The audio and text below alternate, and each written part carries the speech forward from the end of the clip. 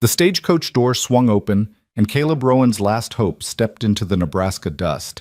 He'd gambled everything on a mail-order bride, a stranger from Boston who knew nothing about ranching, drought, or the foreclosure notice burning a hole in his pocket. 3 weeks. That's all the time left before the bank seized his father's legacy. But as Evelyn Hart's intelligent eyes swept across the failing ranch, something flickered in her expression that looked dangerously like recognition, like she'd seen broken things before and knew exactly how to fix them. Welcome to a story of redemption, hidden talents, and unexpected love on the American frontier. Stay until the end to see how one woman's secret past becomes the key to saving everything. And comment below what city you're watching from. I want to see how far this story travels. The morning of Evelyn Hart's arrival, Caleb Rowan stood in front of the cracked mirror in his bedroom and tried to convince himself he didn't look like a man drowning. He'd shaved carefully, nicking his jaw only once. He'd put on his cleanest shirt, though the collar was frayed and the fabric had been washed so many times it had gone soft and thin. His hands, no matter how hard he'd scrubbed them, still bore the permanent stains of ranch work, dirt under the nails, calluses across the palms, rope burns that never quite healed. He looked like what he was, a 28-year-old rancher fighting a losing battle against debt, drought, and his own inexperience. "You're a damn fool," he told his reflection. The face that stared back offered no argument. 3 months ago, in a moment of whiskey-fueled desperation, he'd answered an advertisement in the Boston Evening Transcript, a matrimonial agency specializing in connecting genteel Eastern ladies with enterprising Western gentlemen. The language had been flowery, the promises grand, and Caleb, sitting alone in a ranch house that echoed with absence, had written a letter that was equal parts honesty and fantasy, seeking a capable woman to share a life of hard work and honest reward. Ranch in Nebraska territory offers clean air, open sky, and opportunity for those brave enough to build something lasting. He'd said nothing about the mounting debts, nothing about the cattle he'd lost to disease last winter, nothing about the fact that he was 3 weeks away from losing everything his father had built. The response had come faster than he'd expected. Miss Evelyn Hart, 26 years old, educated, refined, seeking a new beginning in a land of possibility. Her letter had been beautifully written, her penmanship flawless. She'd included a photograph, a formal studio portrait showing a woman with dark hair, serious eyes, and the kind of composed expression that made Caleb's stomach tighten with anxiety. She looked too good for this place. Too good for him. But he'd sent the train fare anyway, because desperation made gamblers of honest men. Now, standing in the dusty main street of Ashford Creek, population 200 and dropping, Caleb watched the stagecoach roll toward the depot and wondered what the hell he'd been thinking. Around him, the town gathered in loose clusters, pretending they had business on the street, but really just curious to see what kind of woman would be desperate or foolish enough to marry a failing rancher she'd never met. "Heard she's from Boston," Tom Hendricks said, leaning against the post outside his mercantile. "Real city lady." "Won't last a month?" his wife Margaret added, not unkindly. "This territory eats city folk alive." Caleb kept his eyes on the coach and tried to ignore the sick certainty that they were right. The stage pulled to a stop in a cloud of dust that made several onlookers step back, coughing. The driver, a weathered man named Jesse who'd been running this route for 15 years, climbed down and opened the passenger door with exaggerated ceremony. "Miss Hart," he announced, "Ashford Creek, Nebraska territory." For a moment, nothing happened. Caleb's heart hammered against his ribs. Then a gloved hand appeared, accepting Jesse's assistance, and Evelyn Hart stepped down into the street. The first thing Caleb noticed was that she was taller than he'd expected. The second was that the photograph hadn't done her justice, or perhaps it had been too kind. She wasn't beautiful in any conventional sense. Her face was too angular, her mouth too wide, her eyes too direct, but there was something arresting about her, a quality of intense presence that made it impossible to look away. She wore a traveling suit of deep blue wool, already dusty from the journey, but still obviously expensive. Her dark hair was pinned up beneath a small hat, and despite hours in a cramped stagecoach, she stood with perfect posture, her gaze sweeping across the gathered crowd with the calm assessment of a general surveying a battlefield. When her eyes found Caleb, she didn't smile. She simply held his gaze for 3 long seconds, then began walking toward him. The crowd parted automatically. "Mr. Rowan," she said when she reached him.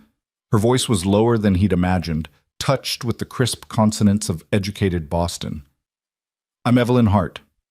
"Ma'am." Caleb snatched his hat off his head, suddenly aware of how rough he must look to her refined eyes. Welcome. Welcome to Ashford Creek." "Thank you." She glanced around the street, taking in the false-fronted buildings, the rutted dirt road, the handful of curious onlookers. If she was disappointed by what she saw, her expression didn't show it.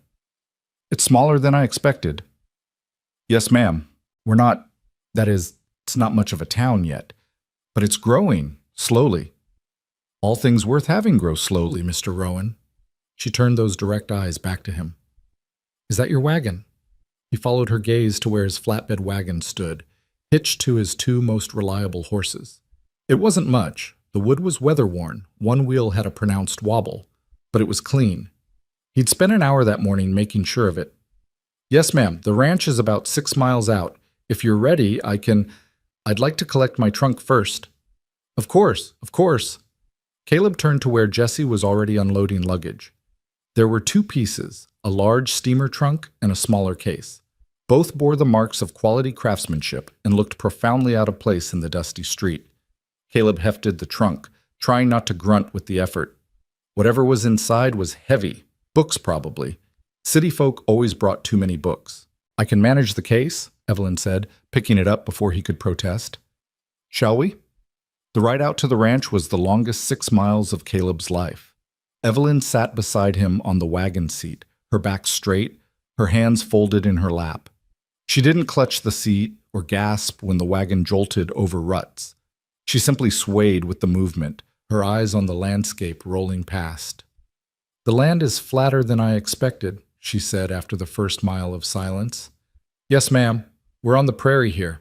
Some hills to the west where the ranch is, but mostly it's flat. Good for farming. Can be, if the rain comes. And if you know what you're doing." She glanced at him. "And do you know what you're doing, Mr. Rowan?" The question was direct enough to sting. "I'm learning," he said carefully. "My father, he knew the land, knew ranching. I'm trying to follow what he built." "When did he pass?" "Year and a half ago. Heart gave out one night. He was 53. I'm sorry." "Thank you, ma'am." Another silence settled between them. Caleb searched desperately for something to say, some way to make conversation that wouldn't reveal how completely out of his depth he was. But Evelyn spoke first. "You should know something, Mr. Rowan. I'm not particularly good at dissembling, so I'll be direct. I came west because I needed to leave Boston. My circumstances there became untenable. This arrangement, our arrangement, represents an opportunity for me to begin again. I intend to make the most of it." Caleb blinked, unsure how to respond to such frank honesty. "I appreciate your directness, ma'am." "Do you? Most men find it off-putting." "I'm not most men." The corner of her mouth twitched, not quite a smile, but close. "No, I don't suppose you are." They crested a low rise and the Rowan Ranch came into view. Caleb felt his stomach drop, seeing it through her eyes. The main house was a simple 2-story structure, weathered gray by wind and sun. The barn leaned slightly to the left, its roof patched in 3 places. The corral fences needed mending. The vegetable garden his mother had once maintained was overgrown with weeds. Beyond it all, the rolling grassland stretched toward distant hills, marked by clusters of cattle that looked smaller and fewer than they should have been. It looked like what it was, a struggling operation held together by determination and prayer. "Home," he said quietly, the word tasting like defeat. Evelyn was silent for a long moment. Then, "How much land?" 640 acres, a full section. "Water rights?" "Creek runs through the northeast corner, spring-fed, never goes dry." "Cattle count?" Caleb hesitated. "About 80 head currently, should be closer to 200. "What happened to the rest?" "Disease last winter, lost most of the herd. I'm rebuilding, but it's slow going." "And the buildings? They're structurally sound?" "The house is solid. Barn needs some work. Rest of it, well, it's not pretty, but it functions." Evelyn nodded slowly, her eyes moving across the property with the same careful assessment she'd given the town. Caleb braced himself for disappointment, for the inevitable comparison between this rough reality and whatever fantasies she'd harbored about frontier life. Instead, she said, "I'd like to see the account books." "I'm sorry?" "Your financial records, ledgers, receipts, outstanding debts. I'd like to review them this evening, if possible." Caleb nearly drove the wagon off the road. "Why would you, that is, those aren't really Mr. Rowan?" She turned to face him fully, and there was something sharp and alive in her eyes that he hadn't seen in the photographs. "We are entering into a partnership, whether either of us fully realized it or not. I am not a fool, and I will not be treated as decorative. If this ranch is struggling, and it clearly is, then I need to understand the scope of the problem before I can help solve it. With respect, ma'am, ranching is not my area of expertise clearly, but business is. Or rather, was." Her jaw tightened slightly. "My father was a financial advisor in Boston. He managed accounts for some of the wealthiest families in New England. I assisted him for 8 years before his death. I understand profit margins, debt ratios, and resource allocation. I may not know cattle, Mr. Rowan, but I know numbers, and from what I've observed already, your numbers need attention." The wagon rolled to a stop in front of the house. In the sudden silence, Caleb could hear his own heartbeat. "Your father," he said slowly, "he taught you business?" "He taught me everything. He had no sons, and I had no interest in embroidery." Her expression softened slightly. "I realize this is not what you expected. You wanted a wife who would cook and clean and ask no questions about matters beyond the domestic sphere. I can cook and clean adequately, Mr. Rowan, but I can also read a balance sheet, negotiate with creditors, and identify inefficiencies in operational structure. If you're willing to let me try, I might be able to help you save this place." Caleb stared at her, this strange, direct woman from Boston, who looked at his failing ranch and saw puzzles to solve rather than dreams to abandon. Something loosened in his chest. Not hope, exactly, but something close to it. "The books are a mess," he admitted. "I've tried to keep them, but my father's system didn't make much sense, and I haven't had time to organize them properly." "Then we'll organize them together." She gathered her skirts and prepared to step down from the wagon. "But first, I believe you promised me a tour of my new home." The house tour took 20 minutes, during which Evelyn asked questions about everything from the well depth to the condition of the chimney. She examined the kitchen with particular attention, noting the cast iron stove, the pantry's shelving, the hand pump that brought well water directly into the house, a luxury Caleb's mother had insisted upon. "Your mother had good sense," Evelyn observed, running her hand along the pump handle. "She was a practical woman, had to be, married to a rancher." "Where is she now?" "Died when I was 16. Fever took her fast." "I'm sorry." Evelyn moved to the window, looking out over the overgrown garden. "She planted this?" "Every spring. Vegetables, herbs, even some flowers. After she died, Pa let it go. I tried to maintain it the first year after he passed, but he trailed off, the excuse dying unspoken. But you were trying to save the ranch and had no time for gardens." "Yes, ma'am." "Evelyn," she said, turning to face him, "if we're to be married, you should call me Evelyn." The name felt strange in his mouth. "Evelyn, and you should call me Caleb." "Very well, Caleb." She removed her hat, setting it on the kitchen table. Her dark hair was starting to come loose from its pins, and there was dust on her cheek. She looked tired but alert, her eyes still moving, still cataloging. "I'd like to wash up and change out of these traveling clothes. Then we can discuss the books before dinner. Unless you have other plans?" Caleb almost laughed. Plans? As if he'd had plans beyond hoping she wouldn't turn around and demand to be taken back to town immediately. "No plans," he said. "I'll show you to your room." He led her upstairs to the bedroom that had been his mother's sewing room, and before that, a guest room that had never seen many guests. He'd cleaned it 3 times in the past week, changed the linens twice, placed wildflowers in a jar on the dresser. The flowers were wilted now, their heads drooping sadly. Evelyn set down her small case and looked around the simple space. "It's perfect," she said, and sounded like she meant it. "Wash basins there, fresh water in the pitcher. I'll bring up your trunk." "Thank you, Caleb." He was halfway to the door when she spoke again. Caleb, I want you to know I meant what I said in my letters. I'm here to build something lasting. I don't give up easily. He turned to find her standing by the window, silhouetted against the afternoon light. For the first time since the stagecoach had arrived, he allowed himself to truly hope. Neither do I, he said. An hour later, they sat across from each other at the kitchen table, surrounded by ledgers, receipts, and papers that documented 18 months of barely controlled chaos. Evelyn had changed into a simple dress of brown cotton, practical and unadorned. Her hair was pinned up more loosely now, and she'd rolled up her sleeves. She looked, Caleb thought, like a woman preparing for battle. She picked up the first ledger, his father's careful handwriting marching across pages in neat columns, and began to read. Caleb watched her eyes move across the numbers, watched her fingers trace lines of calculation, watched her expression shift from concentration to concern to something that might have been anger. After 10 minutes of silence, she looked up. Caleb, when was the last time you paid the mortgage? His chest tightened. 3 months ago. I've been trying to scrape together enough for the next payment, but how much do you owe in total?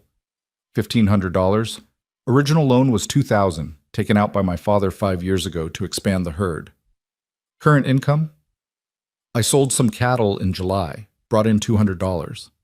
Operating expenses? Between feed, supplies, the hired hand I let go in May, he swallowed hard. About $70 a month. Evelyn set down the ledger and steepled her fingers, her expression unreadable. And the bank? What have they said? Mr. Cartwright, he's the bank president. He's given me until the 1st of next month to bring the account current. That's 3 weeks from now. I need to come up with $450, or he's going to foreclose. $450 in 3 weeks. She said it calmly, as if he'd announced the weather forecast. With current livestock numbers and market prices, that's impossible through cattle sales alone. I know. Are there other assets? Equipment you could sell? Land you could lease? I've sold everything I can spare. The horses are necessary for working the cattle. The wagon's falling apart, but I need it for hauling. The equipment is all essential. Evelyn stood and walked to the window, her arms crossed. Outside, the sun was beginning to set, painting the prairie in shades of amber and rose. When she spoke, her voice was quiet, but firm. Your father was a good rancher, Caleb. I can see that in these records.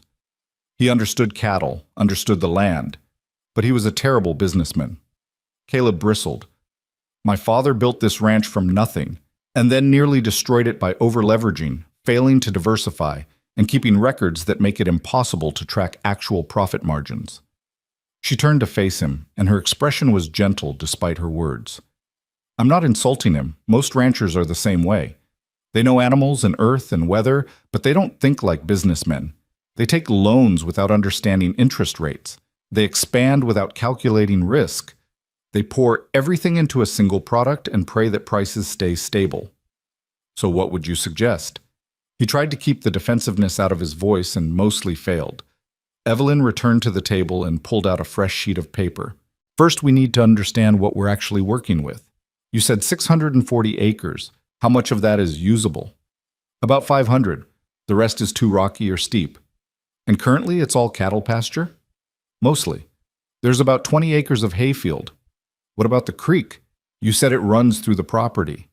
Northeast corner. Good water, but the land there is lower. Floods sometimes in spring. Evelyn made a note. What grows wild on the property? Grasses mostly, some wildflowers. There's a stand of cottonwoods near the creek and... He paused, remembering. There's an old orchard on the south slope. My grandfather planted it. Apple trees, maybe 30 of them. Are they still producing? Some of them. The fruit's not great, small, kind of tough. Nobody's maintained the trees in years. But they're alive? Still fruiting? I suppose so. I haven't paid much attention. Evelyn's pen moved across the paper in quick, decisive strokes. What else? What do you mean, what else? What other resources exist on this property that you're not currently monetizing? Caleb stared at her. It's a cattle ranch, Evelyn. The resources are grass and water for raising cattle. She looked up and there was something almost excited in her eyes. No, It's 640 acres of land with water rights, existing infrastructure, unused orchards, and apparently a complete inability to think beyond traditional ranching models. I don't understand what your diversification, Caleb. Your father put all his resources into cattle. When disease struck, he lost everything because he had no other income streams. But this property could support multiple enterprises. The orchard could be restored and expanded. The bottomland near the creek could be planted with crops that tolerate wet conditions. The hayfield could be doubled in size. Hay prices are rising with all the new homesteaders moving in. You could even lease portions of the grazing land to neighboring ranchers while you rebuild your herd. Caleb felt dizzy trying to follow her logic. All of that would take money I don't have, capital investment, time. Some of it would, but not all. She pulled out another ledger, this one showing his father's supply purchases. You're buying hay in winter, correct? Yes, from Tom Hendricks in town. At what price? $2 a bale last winter. And how much did you need? About 100 bales. Evelyn's jaw tightened. $200. For hay you could have grown yourself on land you already own. Caleb, that's unconscionable. I didn't have time to... I know, you were focused on the cattle, on doing what your father did. Her expression softened. But that's not working anymore, is it? The truth of it settled over him like a weight. No, it's not. Then let's try something different. She turned the paper around so he could see the notes she'd been making. We have 3 weeks to raise $450. That's our immediate crisis. But beyond that, we need to build a sustainable operation that can weather setbacks and generate reliable income. And how do we do that? Evelyn smiled, and for the first time since stepping off the stagecoach, she looked genuinely happy. We get creative. Now tell me everything you know about those apple trees. They talked until well past midnight. Caleb made coffee twice and assembled a simple dinner of bread, cheese, and the beef stew he'd left simmering on the stove. They ate without stopping the discussion, papers spread across the table, ideas flowing in a way Caleb had never experienced before. Evelyn asked about every aspect of the ranch: soil quality, seasonal weather patterns, local market prices, competing operations. She asked about the neighbors, the town merchants, the railroad schedule. She asked questions Caleb had never thought to consider and listened to his answers with absolute focus. The apples, she said, returning to that subject for the third time. You said some are still good? Some. Most are wormy or bird-pecked, but there's usually a bushel or two of decent ones each fall. When is harvest? Late September, early October. That's now. They're ripe now. Caleb blinked. I suppose so. I hadn't thought. Tomorrow morning, first thing, we harvest every edible apple on those trees. The good ones we sell fresh in town. The rest we dry. Dry? Dried apples sell for premium prices all winter. City folks pay ridiculous amounts for them. All you need is a way to slice them thin and a clean, dry space to lay them out. She was already making notes. We can use the barn loft. It's warm and well ventilated. Evelyn, selling apples isn't going to raise $450 in 3 weeks. No, but it might raise 50 or 60. Combined with a cattle sale. You said you have about 80 head. Give or take. How many could you sell without compromising the breeding stock? Caleb calculated quickly. Maybe 20 steers. If I keep the best bulls and all the heifers, I could rebuild from there. At current market rates? $15 to $20 a head, depending on weight. That's $300 to $400. Add the apples and we're close. We need one more income source. They both stared at the papers, thinking. The hayfield, Caleb said slowly. There's a second cutting that'll be ready in about 10 days. I was planning to store it for winter, but if I sold it instead, how much could you cut? Maybe 50 bales. At $2 a bale, that's another $100. Evelyn's pen scratched calculations. Cattle sales, $350. Hay, $100. Apples, $60 if we're lucky. That's $510. Enough to make the payment with a small cushion. Enough to buy us time. She looked up, and there was steel in her expression. But Caleb, this only works if we start immediately. The cattle need to be ready for market within 2 weeks to reach the stock buyer before he moves on. The apples need to be picked tomorrow before they rot, or the wildlife gets them all. The hay needs to be cut, dried, and sold before the weather turns. That's a lot of work for one person. Good thing there are two of us now. Caleb studied her across the table. This stranger from Boston, who'd walked into his disaster of a life and immediately started organizing it like a military campaign. You understand what you're signing up for? It's going to be brutal. 14-hour days, physical labor, and no guarantee any of it will work. I understand perfectly. Evelyn met his gaze without flinching. Do you understand what I'm signing up for? A man I barely know, a failing ranch, a town that probably thinks I'm either desperate or insane. I'm here anyway, Caleb. I'm not going anywhere. Something passed between them in that moment.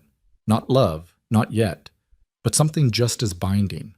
A recognition of mutual need, mutual determination, mutual refusal to surrender.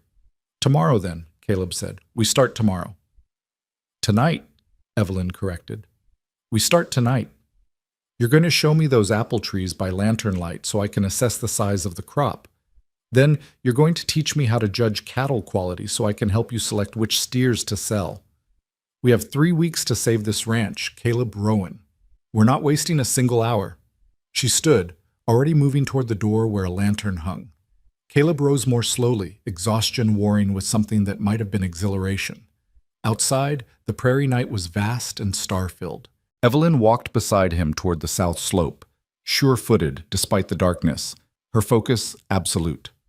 As they approached the old orchard, Caleb could make out the twisted shapes of the apple trees, gnarled and neglected but still alive. Evelyn raised the lantern, studying the nearest tree with the same intensity she'd brought to the ledgers. In the golden light, her profile was sharp and determined, beautiful in a way that had nothing to do with conventional prettiness and everything to do with fierce intelligence. These trees haven't been pruned in years, she said, but the structure is good. With proper care, they could be productive again. Maybe next year, Caleb said. No, this year we harvest what's here. Next year we make them better. Every year after that we make them better still. She turned to him, and in the lantern light her eyes were bright. That's how you save something, Caleb. Not all at once, but piece by piece, choice by choice, day by day. You keep showing up. You keep working. You refuse to let it die. Standing there in the darkness beneath the neglected apple trees, Caleb realized he was looking at his future. Not just the ranch's future, but his own. This woman, this brilliant, relentless stranger, had walked into his life with nothing but determination and an ability to see possibilities where he saw only problems. Thank you, he said quietly. For what?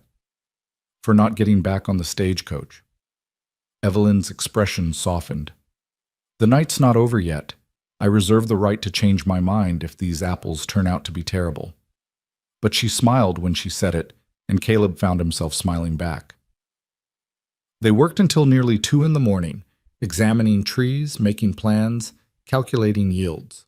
When they finally returned to the house, Evelyn's dress was streaked with dirt, and her hair had come completely loose, falling around her shoulders. She looked exhausted and exhilarated and entirely unlike the composed woman who'd stepped off the stagecoach that afternoon. At the base of the stairs, she paused. Caleb, about the wedding, when were you thinking? He'd been trying not to think about it at all. Whenever you're ready. There's no rush if you want to, I'd like to do it soon. Not out of any impropriety, she added quickly, but because I want the legal protection. If we're married, the bank can't claim I have no standing to negotiate or make decisions about the ranch. As your wife, I have rights. As your whatever I am now, I'm just a visitor. The practicality of it shouldn't have stung, but it did slightly. I could speak to Reverend Matthews tomorrow, or the next day, whenever you... Tomorrow afternoon, Evelyn said firmly. We'll harvest apples in the morning, marry in the afternoon, and then you can teach me how to judge cattle. We don't have time to waste on prolonged courtships, Caleb. We have a ranch to save. She started up the stairs, then paused again, looking back. And Caleb? I meant what I said earlier. I don't give up easily, on anything, including this. She gestured vaguely between them. Whatever this becomes, I'm here. I'm staying. You should know that. I'm beginning to, he said. She nodded once, satisfied, and continued up the stairs. Caleb listened to her footsteps cross the floor above. heard the door to her room close softly. Then he walked back to the kitchen, looked at the papers still spread across the table, numbers and plans and hope sketched out in Evelyn Hart's precise handwriting, and allowed himself something he hadn't felt in 18 months. Possibility. The ranch was still failing, the debt was still crushing, the bank was still circling like a vulture, but now he wasn't alone anymore. Now he had a partner. And she had a plan. Dawn came too early and found them already in the orchard. Caleb had knocked on Evelyn's door at first light, half expecting to find her still asleep, exhausted from travel and the late night of planning. Instead, she'd opened the door fully dressed in a simple work dress she must have packed specifically for labor, her hair braided back, her sleeves already rolled to her elbows. "I've made coffee," she'd said, "and there are biscuits from yesterday. We should eat quickly." Now they moved through the rows of gnarled apple trees, Caleb carrying 2 large baskets while Evelyn examined each tree with systematic precision. The morning air was cool and sharp, carrying the scent of dried grass and the faint sweetness of ripening fruit. "This one," Evelyn said, pointing to a particularly heavy-laden branch. "The apples are smaller, but the color is good. No visible worm damage." Caleb set down the baskets and reached up, plucking an apple and biting into it experimentally. The flesh was tart and crisp, nothing like the mealy softness he'd expected. "It's actually good. Your grandfather knew what he was doing when he planted these varieties. They're storage apples, bred to last through winter, which means they'll dry beautifully." She pulled down a branch to inspect it more closely. "Start with this tree. Pick everything that's not obviously damaged. We'll sort for quality later." They worked in companionable silence for the first hour, the only sounds the soft thump of apples dropping into baskets and the occasional call of birds overhead. Caleb found himself watching Evelyn when she wasn't looking, struck by how naturally she moved through the work. She didn't pick daintily or hesitate about reaching into the higher branches. She simply worked, efficient and focused, her hands already stained with apple juice. "You've done this before," he observed. "Picked apples?" "No, but I've worked before. My father believed in the dignity of labor, regardless of social class. He used to say that understanding how things were made gave you respect for their value." She stretched to reach a high cluster of fruit. "I've worked in soup kitchens, helped inventory warehouses, even spent a summer cataloging library books. Physical work doesn't frighten me." "Your father sounds like he was an interesting man." Something flickered across her face, pain, quickly suppressed. "He was. He believed in using wealth responsibly and giving back to the community. He managed money for some of the richest families in Boston, but he never forgot where he came from. His father was a shopkeeper, his grandfather a fisherman. He built everything from nothing." "Like my father," Caleb said quietly. "Yes, like your father." She paused in her picking, looking out across the neglected orchard toward the ranch buildings beyond. "Men like that, they pour everything into building something lasting. But sometimes they forget that what they're building needs to evolve to survive. The world changes. Markets shift. What worked 10 years ago might not work today." "Is that what happened to your father's business?" Evelyn's hand stilled on the branch she'd been reaching for. For a long moment, she didn't speak. When she did, her voice was carefully neutral. "My father made decisions he thought were sound. He trusted people he believed were trustworthy. He was wrong on both counts. By the time he realized his mistake, it was too late to fix it. Evelyn, we should keep working. We have 6 more trees to finish before noon if we want to make the wedding on time." The subject was clearly closed, but Caleb had heard enough to understand that whatever had driven Evelyn from Boston, it was wrapped up in her father's legacy and carried a weight of pain she wasn't ready to share. He let it go and returned to picking, but something had shifted between them. She'd offered him a glimpse behind her composed exterior, and he found himself wanting to know more. By mid-morning, they'd filled 8 baskets with apples. Caleb hauled them to the barn while Evelyn began sorting, creating piles based on quality. The best apples, unblemished, good size, perfect color, went into one basket for immediate sale. The rest she divided into groups for drying. "We'll need to slice these," she said, surveying the drying pile. "Thin as possible, all uniform thickness so they dry evenly. Do you have sharp knives?" "In the kitchen, but Evelyn, that's hours of work." "Then we'd better start soon." She wiped her hands on her apron, leaving streaks of dirt and juice. But first we have a wedding to attend. The matter-of-fact way she said it made Caleb's stomach flip. You're sure about this? We could wait, get to know each other better. Caleb. She turned to face him fully, her expression serious. I didn't come all this way to play at being engaged. I came to start a new life, and that life begins today. Unless you've changed your mind? No. No, I haven't changed my mind. Then let's go tell Reverend Matthews we need him this afternoon. The ride into town took 40 minutes, and Caleb spent most of it trying to calm his racing thoughts. He was about to marry a woman he'd known for less than 24 hours. A woman who was brilliant and capable and completely unlike anyone he'd ever met. A woman who looked at his failing ranch and saw solutions instead of defeat. A woman whose past was clearly complicated in ways she wasn't ready to discuss. You're nervous, Evelyn observed as they neared town. Wouldn't you be? Terrified, actually. She glanced at him, a slight smile on her lips. But I find terror tends to sharpen one's focus rather wonderfully. We're doing something unconventional, Caleb. We're building a partnership on necessity and mutual respect rather than romance. Some would say that's backwards. I think it might be the most honest foundation possible. And if we never... He stopped, unsure how to phrase it delicately. Fall in love? She said it without flinching. Then we'll have a successful business partnership and a comfortable domestic arrangement. Many marriages have been built on less. But I'm not convinced love is impossible between us. Unlikely, perhaps. Complicated, certainly.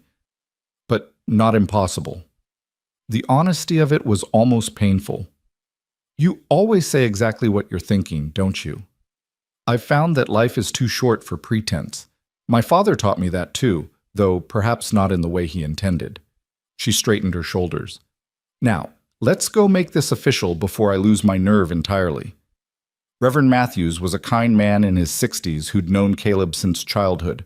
He received their request with surprise, but no judgment, merely asking them to wait while he gathered his wife as a witness. Within 30 minutes, they stood in the small church parlor while the Reverend read the marriage ceremony from his worn prayer book.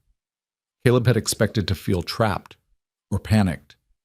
Instead, as he repeated the vows to have and to hold for better or worse, in sickness and health, he felt something closer to relief.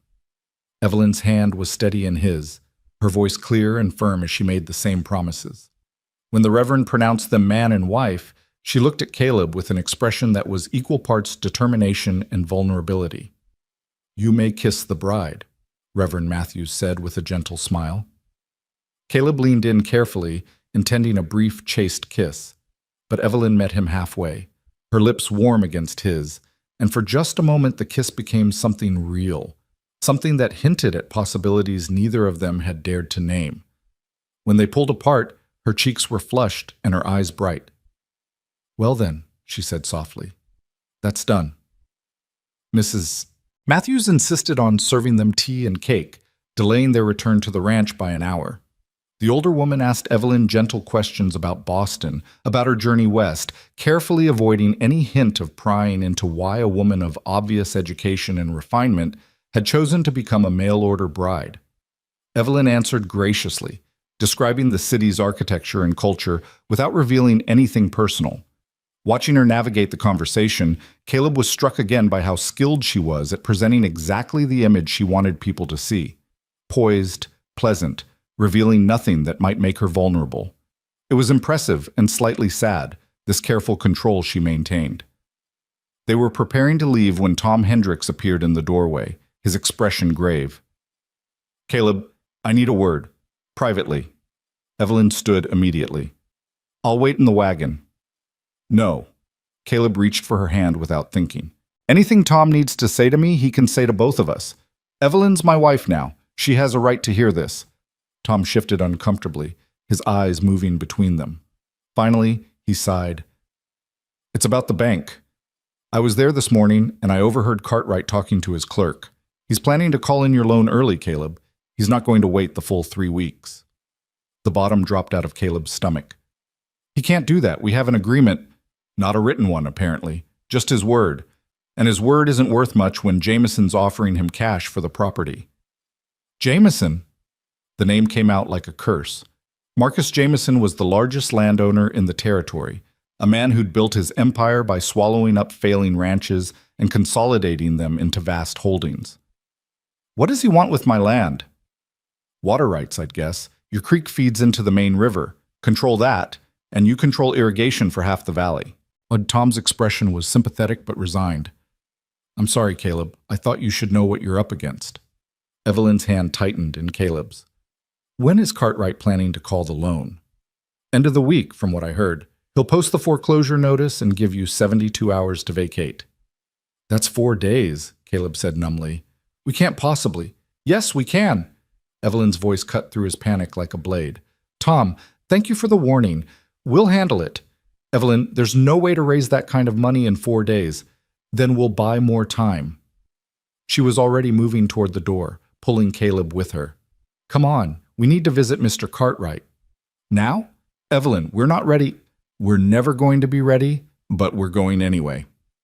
The Ashford Creek Savings and Loan occupied a narrow building on Main Street, its false front painted an optimistic green.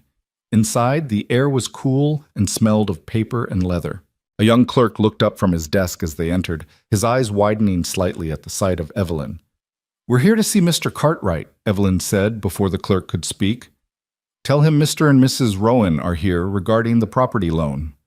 The clerk hesitated, then disappeared into the back office. They waited in tense silence until a door opened and Edward Cartwright emerged, a portly man in his 50s with shrewd eyes and a practiced smile. Caleb, and this must be your bride. Congratulations on your marriage. The warmth in his voice didn't reach his eyes, though I must say, the timing is somewhat surprising. The timing is perfect, Evelyn said smoothly. We're here to discuss the loan extension you promised my husband. Ah, yes, about that. Cartwright gestured toward his office. Perhaps we should speak privately. Here's fine, Evelyn said. This won't take long. Cartwright's smile faltered slightly. Mrs. Rowan, I don't think you understand the delicacy of financial matters. I understand perfectly. You made an agreement to give my husband 3 weeks to bring his account current. That deadline hasn't passed. Yet we've heard you're planning to call the loan early and foreclose on the property. That would constitute a breach of your verbal agreement and could open the bank to legal liability. The silence that followed was profound. Cartwright's face cycled through several emotions: surprise, irritation, calculation. There's no written agreement. Reverend Matthews was present when you made the promise, as were Tom Hendricks and Dr. Warner. All three would testify to what they heard. Evelyn's voice remained pleasant, conversational, but there was steel underneath. Of course, I'm sure you have no intention of breaking your word. You're a respected businessman in this community. Your reputation for fair dealing is surely worth more than a few days' difference in foreclosure timing. Cartwright studied her with new interest, seeing past the refined exterior to the sharp mind beneath. You're very well informed for someone who arrived in town yesterday. I make it a point to learn quickly. Now, about that 3-week extension, we'll need written confirmation of the deadline just to avoid any future misunderstandings. Mrs. Rowan, unless you'd prefer we discuss this matter with the territorial judge, I'm sure the court would be interested in hearing about verbal agreements being violated to facilitate property sales to third parties, especially when those sales benefit the bank's largest depositor. She smiled, and it was razor sharp. I believe Mr. Jameson keeps substantial funds in your institution, doesn't he? The color drained from Cartwright's face. How did you? Public records are wonderfully informative, as is casual conversation with observant shopkeepers. Evelyn's expression didn't change. Shall we draw up that written agreement now? I'd hate for this to become complicated when it could remain so simple. For a long moment, no one spoke. Then Cartwright exhaled slowly and nodded to his clerk. Prepare a written extension, 3 weeks from today, as originally agreed. Thank you, Mr. Cartwright. That's very reasonable of you. Evelyn's smile warmed marginally. And I want you to know that we fully intend to make good on this loan. The Rowan Ranch will be profitable again. You have my word on that. I hope you're right, Mrs. Rowan. For all our sakes. They waited while the clerk prepared the document, Evelyn reading it carefully before allowing Caleb to sign. As they walked out into the afternoon sunlight, Caleb felt like he'd just witnessed a magic trick. "What the hell was that?" he asked as soon as they were out of earshot. "Negotiation. Cartwright is a bully and a cheat, but he's not stupid. He knows that if we push this into court, we might lose, but we'll definitely damage his reputation in the process. Small-town bankers live and die by their standing in the community. Threaten that, and suddenly they become reasonable." "You learned all that from your father?" "From watching him work, yes. He always said that most business disputes could be resolved by making the other party more afraid of the consequences of fighting than of compromising." She looked up at him, and there was something vulnerable beneath the confidence. "Did I overstep?" "I know I should have consulted you first." "Overstep. Evelyn, you just saved the ranch." He laughed, slightly dazed. "You've been my wife for 3 hours, and you've already accomplished more than I managed in 18 months. We're not saved yet. We still need to raise the money. But at least now we have our full 3 weeks to do it." She climbed into the wagon, settling her skirts. "And we've wasted enough time in town. Those apples won't slice themselves." They worked until midnight. The barn loft became their processing center, Evelyn directing operations with military precision. She'd brought up every sharp knife from the kitchen, along with clean cloths, baskets, and the breadboards she'd found in the pantry. She showed Caleb how to slice the apples thin and uniform, removing cores but leaving the peels for color. "Talk to me," she said as they worked, their hands moving in steady rhythm. "Tell me about this place, about growing up here." So Caleb talked. He told her about his childhood on the ranch, about learning to ride before he could write, about the year his mother had tried to teach him piano and given up when he kept sneaking out to help with the cattle. He told her about his father's quiet strength, the way he could read weather in the sky and know exactly when to move the herd to new pasture. "He was a good man," Caleb said, his knife moving automatically through an apple. "But you're right, he wasn't a businessman. He thought if you worked hard and treated people fairly, everything else would take care of itself." "That's not entirely wrong," Evelyn said, "but it's not entirely right either. Good character matters, but so does strategy. So does understanding markets and risk. Your father gave you a foundation. Now we're building on it." "We," Caleb repeated. "You keep saying that." "Because it's true. This is ours now, Caleb, not just yours. Ours." She looked up from her work, her eyes serious. "I meant those vows today, for better or worse. I'm in this completely, which means you're stuck with me and my opinions and my interference. I'm beginning to think I'm the luckiest man in Nebraska. Ask me again in 6 months when I'm driving you insane with spreadsheets and efficiency improvements." But she smiled when she said it, and Caleb found himself smiling back. They fell into an easy rhythm, conversation flowing naturally between work. Evelyn asked about the neighbors, the town politics, the history of the territory. Caleb asked about Boston, about what she'd left behind, though he was careful not to push when she deflected certain questions. "My father died 6 months ago," she said at one point, unprompted. "That's when everything fell apart. People he'd trusted, people we'd considered friends, they turned on him. On us. There were accusations, investigations, newspaper articles." Her hands never stopped slicing. "None of it was his fault. He'd been deceived by his business partner, a man he'd known for 20 years. But by the time the truth came out, my father was dead and our reputation was destroyed. I'm sorry." "So am I. Sorry that he didn't live to see his name cleared. Sorry that I didn't have the courage to stay and fight. I ran, Caleb. I saw an advertisement for a matrimonial agency and I ran halfway across the country to escape the whispers and the stares." "That's not running. That's surviving." She looked up and her eyes were bright with unshed tears. "Is it? Because sometimes I'm not sure I know the difference anymore." Caleb set down his knife and reached across the workspace to take her hand. "You came here and immediately started fighting to save a ranch you'd never seen, to help a man you'd never met.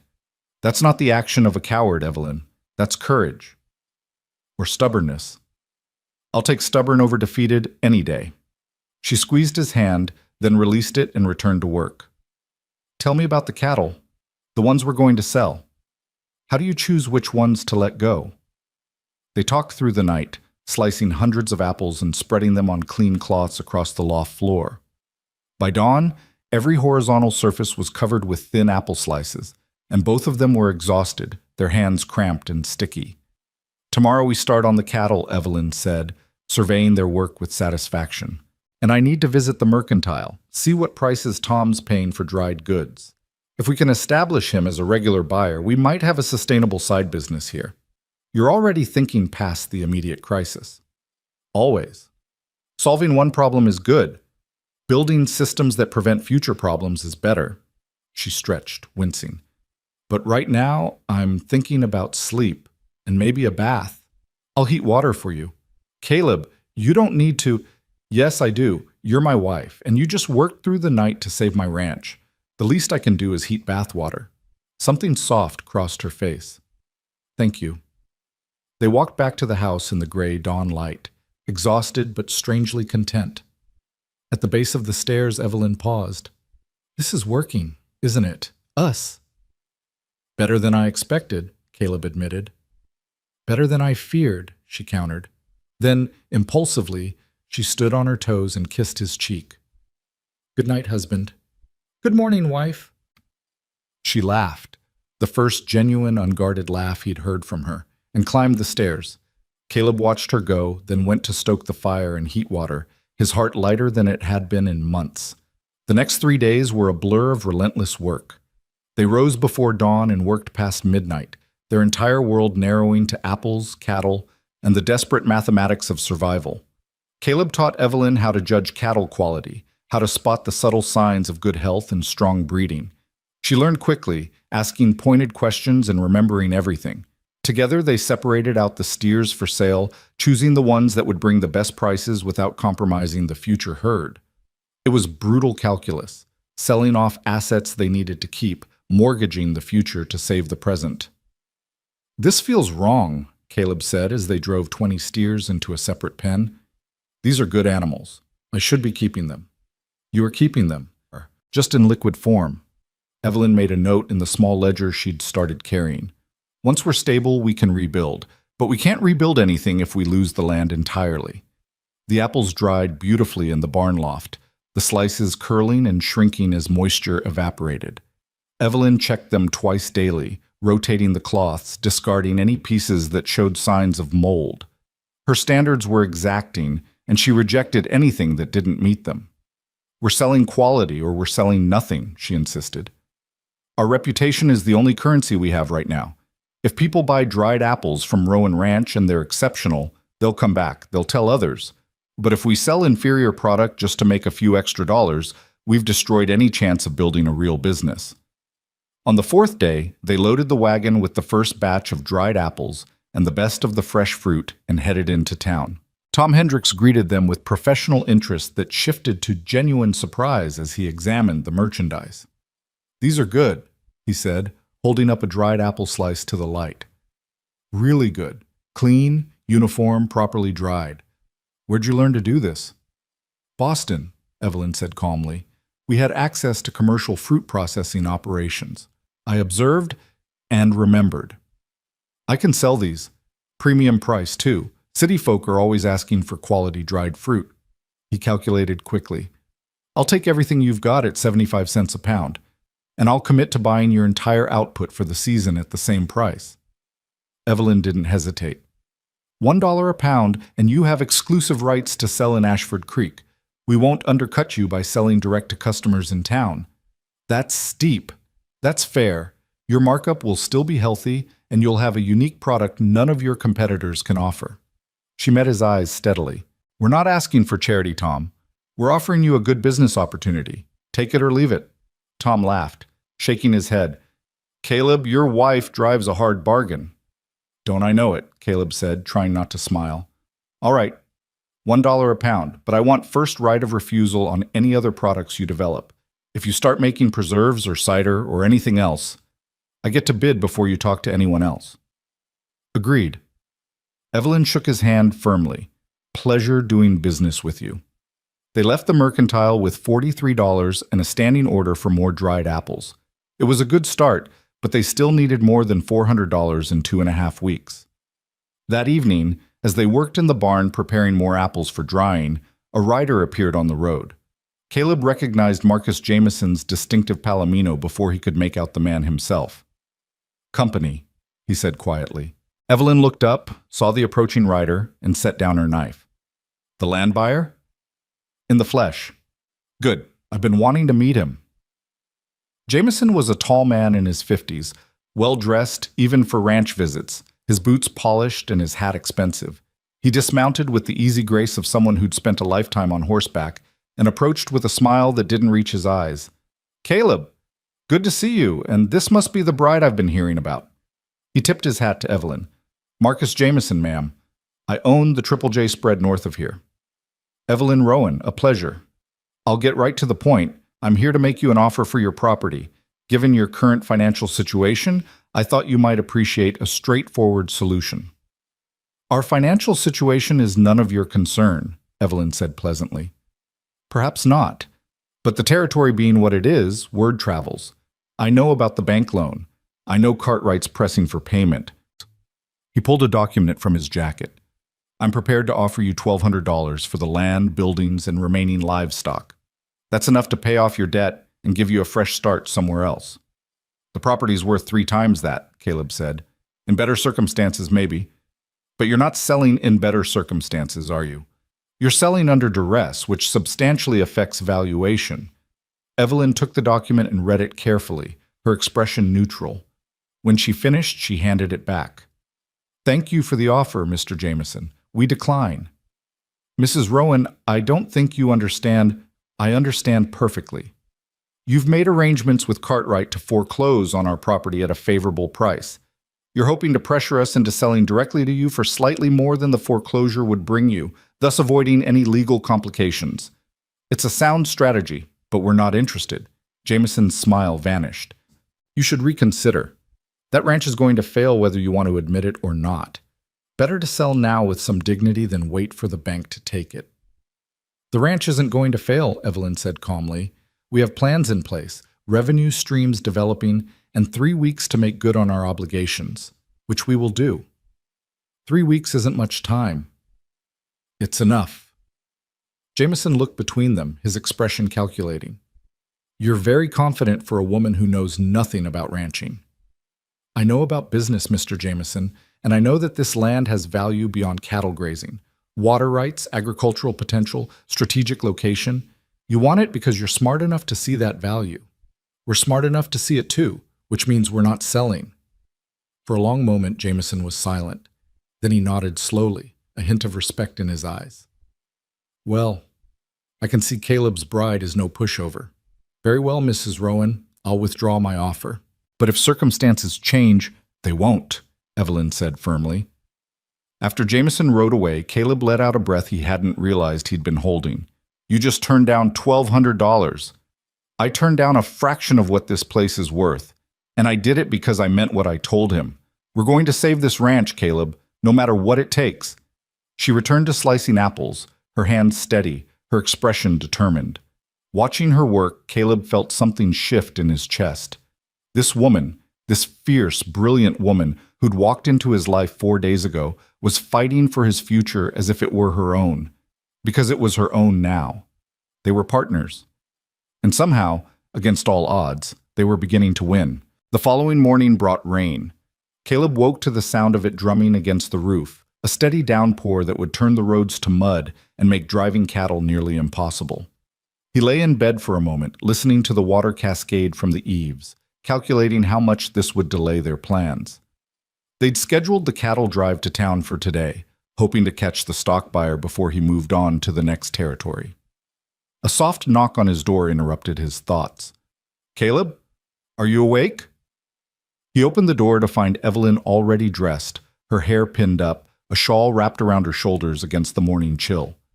She looked tired. They'd both been running on minimal sleep for days, but her eyes were sharp and focused. The rain, he said unnecessarily. I know. We can't move the cattle in this.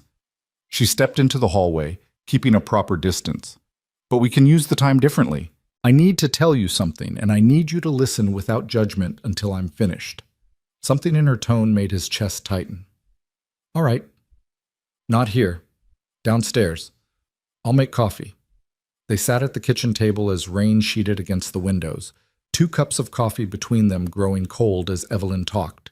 She didn't look at him while she spoke, her eyes fixed on her hands, folded tightly in her lap. My father's name was Jonathan Hart. For 23 years, he managed investments for some of the wealthiest families in Boston. He was respected, trusted, considered brilliant with money. He took a small inheritance from his father and turned it into a fortune. People came to him because he had a gift for seeing opportunities others missed. She paused, gathering herself. 8 years ago, he took on a new partner, Richard Blackwell. Old Boston family, impeccable credentials, charming in that way wealthy men often are. My father trusted him completely. They shared clients, shared accounts, made decisions together. For years, everything was fine. The business grew, profits increased. My father was happier than I'd ever seen him. Caleb remained silent, sensing she needed to tell this her own way. What my father didn't know was that Blackwell was embezzling. Small amounts at first, carefully hidden in complex transactions that looked legitimate. Then larger amounts. He was using client funds to cover gambling debts, to maintain a lifestyle far beyond what his salary could support. And he was very, very good at hiding it. Her voice had gone flat, emotionless, as if she were reciting facts about strangers. The scheme collapsed 6 months ago. A routine audit uncovered discrepancies. When the accountants dug deeper, they found years of theft. Hundreds of thousands of dollars, stolen from people who trusted my father with their life savings. By the time anyone realized what was happening, Blackwell had fled to Europe with whatever money he could grab. "And your father?" Caleb asked quietly. "The clients wanted someone to blame. Blackwell was gone, so they blamed my father. Said he must have known, must have been complicit. The newspapers picked up the story. Prominent financial advisor involved in massive fraud. It didn't matter that the investigation cleared him. The damage was done. Evelyn, he had a heart attack 3 weeks after the scandal broke. The doctor said it was probably building for years, that the stress just triggered what was inevitable. But I know better. The shame killed him. The knowledge that people he'd worked with for decades thought he was a thief. That killed him." She finally looked up, and her eyes were dry but haunted. "I stayed for the funeral. I tried to salvage what I could of the business, but every door I knocked on closed in my face. Former friends crossed the street to avoid me. The society that had welcomed my father for decades suddenly couldn't remember his name. So I liquidated what little remained, paid off his debts, and used the last of my inheritance to buy a train ticket west. To become a mail-order bride. To disappear. To start over somewhere no one knew the name Hart or cared about Boston scandals." She wrapped her hands around her cold coffee cup. "I lied in my letters to you, Caleb. Not about my education or my skills, but about my reasons for coming. I said I wanted adventure, a fresh start. The truth is, I was running. I'm still running." The rain continued its steady percussion against the windows. Caleb studied his wife across the table, this woman who'd spent the past week fighting to save his ranch with every ounce of her considerable intelligence and will. A woman who'd faced down a banker and a land baron without flinching. A woman who was apparently terrified he'd reject her for crimes she'd never committed. "Are you finished?" he asked. She nodded, not trusting her voice. "Good. Because I have some things to say, and I need you to listen without interrupting." He reached across the table and took her hands in his. "First, I don't give a damn about what happened in Boston. Your father was innocent, you were innocent, and anyone who blamed you for another man's crimes is a fool. Second, you didn't lie to me. You came here wanting a fresh start. That's exactly what you told me, and it's exactly what I offered. The specifics of why you needed that start are your business.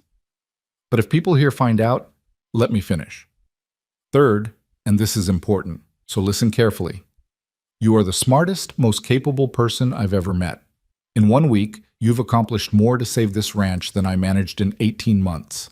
You've negotiated with bankers, rejected land buyers, created new revenue streams, and somehow convinced Tom Hendricks to pay premium prices for dried apples. You've worked 18-hour days without complaint. You've asked for nothing except the chance to help." His grip on her hands tightened. "So here's what's going to happen. You're going to stop apologizing for your past. You're going to stop expecting me to reject you, and you're going to trust that when I made vows to you 4 days ago, I meant every word. For better or worse, Evelyn, this is the worst part of your story, and I'm still here. I'm not going anywhere. She stared at him, tears finally spilling over. Why? Because you're my wife. Because you're my partner. Because in 4 days you've given me more hope than I've had in a year. He smiled slightly. And because I'm beginning to suspect that falling in love with you is going to be the easiest thing I've ever done. The words hung in the air between them, surprising them both. Evelyn's breath caught, and for a moment neither of them moved. Then she was around the table and in his arms, holding on like he was the only solid thing in a shifting world. I'm scared, she whispered against his shoulder. So am I. But we're scared together now. That has to count for something. They stood there while the rain fell, two people who'd started as strangers learning to trust each other with truths that hurt to speak. When Evelyn finally pulled back, her eyes were red but clearer than Caleb had yet seen them. I'm still going to drive you crazy with spreadsheets, she said, her voice rough. I'm counting on it. She laughed, shaky but genuine, and wiped her eyes. The rain's not stopping. We should check on the apples in the barn, make sure the roof isn't leaking onto them. In a minute. First, finish your coffee. And tell me about your father, not the scandal, him. What was he like? So she did. She told him about Jonathan Hart's terrible jokes and his love of chess, about how he'd taught her to read financial papers when she was 8 years old because she'd asked and he'd never believed in limiting learning by age or gender. She told him about their Sunday tradition of walking through the Boston Common, talking about everything and nothing, about how he'd cried at her mother's funeral but never let his grief stop him from being present for his daughter. By the time she finished, the coffee was long cold, but something had shifted between them. A wall had come down. The partnership they'd built on necessity and mutual respect had deepened into something more personal, more real. He would have liked you, Evelyn said softly. He always said the measure of a person was how they responded to adversity. You've lost your father, faced losing everything he built, and you're still fighting, still trying to do right by his legacy. He would have respected that. I wish I could have met him. So do I. She stood, straightening her dress. Now, let's go check those apples. We may not be able to move cattle today, but we can keep working on our other revenue stream. The rain continued for 2 more days, trapping them on the ranch and forcing them to adapt their plans. They couldn't drive the cattle to town, couldn't cut the second hay crop, couldn't do any of the outdoor work they'd scheduled. Instead, they focused on what they could control. Evelyn took over the kitchen table, spreading out every piece of paper related to the ranch's finances. She created a new ledger system, organized receipts by category, built a complete picture of income and expenses going back 3 years. The work was painstaking and tedious, but she approached it with the same focused intensity she brought to everything. Your father was paying too much for feed, she announced on the second day of rain. Look at this. He was buying from Hendricks at premium prices when the Miller farm 3 miles east sells the same quality for 20% less. Pa liked to support local business, Caleb said from where he was mending tack by the fire. Supporting local business is admirable. Overpaying to the point of threatening your own survival is foolish. She made a note. Next time we need feed, we buy from Miller. The savings over a year would be substantial. Miller's place is harder to get to. The road's rough. Then we make the trip less frequently and buy in larger quantities. Caleb, I know this feels like criticizing your father, but it's not. It's learning from his mistakes so we can do better. She was right, of course. She usually was. But it still stung, seeing his father's choices picked apart and found wanting. As if sensing his discomfort, Evelyn set down her pen and came to sit beside him. My father made mistakes too. He trusted the wrong person, didn't verify what he should have verified. But his mistakes don't erase all the good he did, all the people he helped, all the years he worked with integrity. The same is true for your father. He built something real here, Caleb. We're just making it stronger. I know, it's just hard sometimes, seeing how much he struggled. He struggled because he was doing it alone. You're not alone anymore. The simple truth of it settled over him like a warm blanket. He reached for her hand and she gave it, and they sat together watching the rain blur the windows while the fire crackled and the ranch waited for better weather. On the 3rd morning, the rain finally stopped. They woke to clear skies and the prospect of muddy but passable roads. Caleb was in the barn checking on the horses when Evelyn appeared in the doorway, her face pale. The stock buyer, she said. Tom Hendricks just rode out to tell us. He left yesterday. He's not coming back until spring. The bottom dropped out of Caleb's stomach. No, we need to sell those cattle now. We can't wait until spring. I know. She was already thinking, her mind racing through alternatives. We'll have to take them to the railhead ourselves. It's a 3-day drive to North Platte, but the stockyards there run auctions twice weekly. If we leave tomorrow, we can make the Friday auction. That's a hard drive, especially with just the two of us managing 20 head. Then we'd better get started. She turned to go, then paused. Caleb, we can do this. I know we can. Her confidence should have been reassuring. Instead, it terrified him. A 3-day cattle drive across open prairie with roads still muddy from rain, just the two of them managing animals that could scatter or stampede at the slightest provocation. If anything went wrong, if they lost cattle, if Evelyn got hurt, if they missed the auction, they'd have no chance of making the loan payment. But what choice did they have? We leave at first light, he said. They spent the day preparing. Caleb checked every piece of tack, mended what needed mending, packed supplies for 3 days on the trail. Evelyn prepared food that would travel well and organized their documents, including the written agreement from Cartwright showing exactly how much time they had left. 14 days, she said, studying the paper. We make the Friday auction. That gives us 11 days to get back and settle accounts with the bank. Assuming we get the prices we need. We will. Those are good cattle, well-fed and healthy. The stockyard buyers know quality. That evening, they ate an early dinner and tried to rest, knowing they'd need their strength for the days ahead. But Caleb couldn't sleep. He lay in bed listening to the house settle, thinking about everything that could go wrong, until he heard soft footsteps in the hall. He opened his door to find Evelyn standing there in her nightgown and wrapper, her hair loose around her shoulders. I can't sleep either, she said quietly. Worrying about the drive? Worrying about everything. She hesitated, then stepped closer. Can I ask you something? Anything. Do you regret it? Sending for a mail-order bride? If you'd known what you were getting, all my complications, all this chaos, would you still have written that letter? Caleb studied her in the dim hallway, this brilliant, damaged woman who'd turned his life upside down in the best possible way. A week ago, I was alone and drowning. Now I have a partner who's smarter than I am, tougher than I expected, and brave enough to drive cattle across the prairie, despite having never done it before. So no, I don't regret it. Do you? Regret coming here? No. I regret that I didn't come as honestly as I should have. I regret that I let fear make me hide parts of myself. She looked down at her hands. I regret that we're building something real, and I'm terrified it's going to collapse because of my past. Evelyn, look at me. He waited until she met his eyes. Your past made you who you are. It taught you to fight, to think strategically, to see possibilities others miss. Without your past, you wouldn't be the woman standing here. And that woman is exactly who I need. Who you need or who you want? The question hung between them, weighted with vulnerability. Caleb knew his answer mattered, knew she was asking for more than reassurance. Both, he said simply. I need your help saving this ranch, and I want you here, with me, building whatever this becomes. Not because I'm desperate, but because I'm starting to care about you. More than I expected.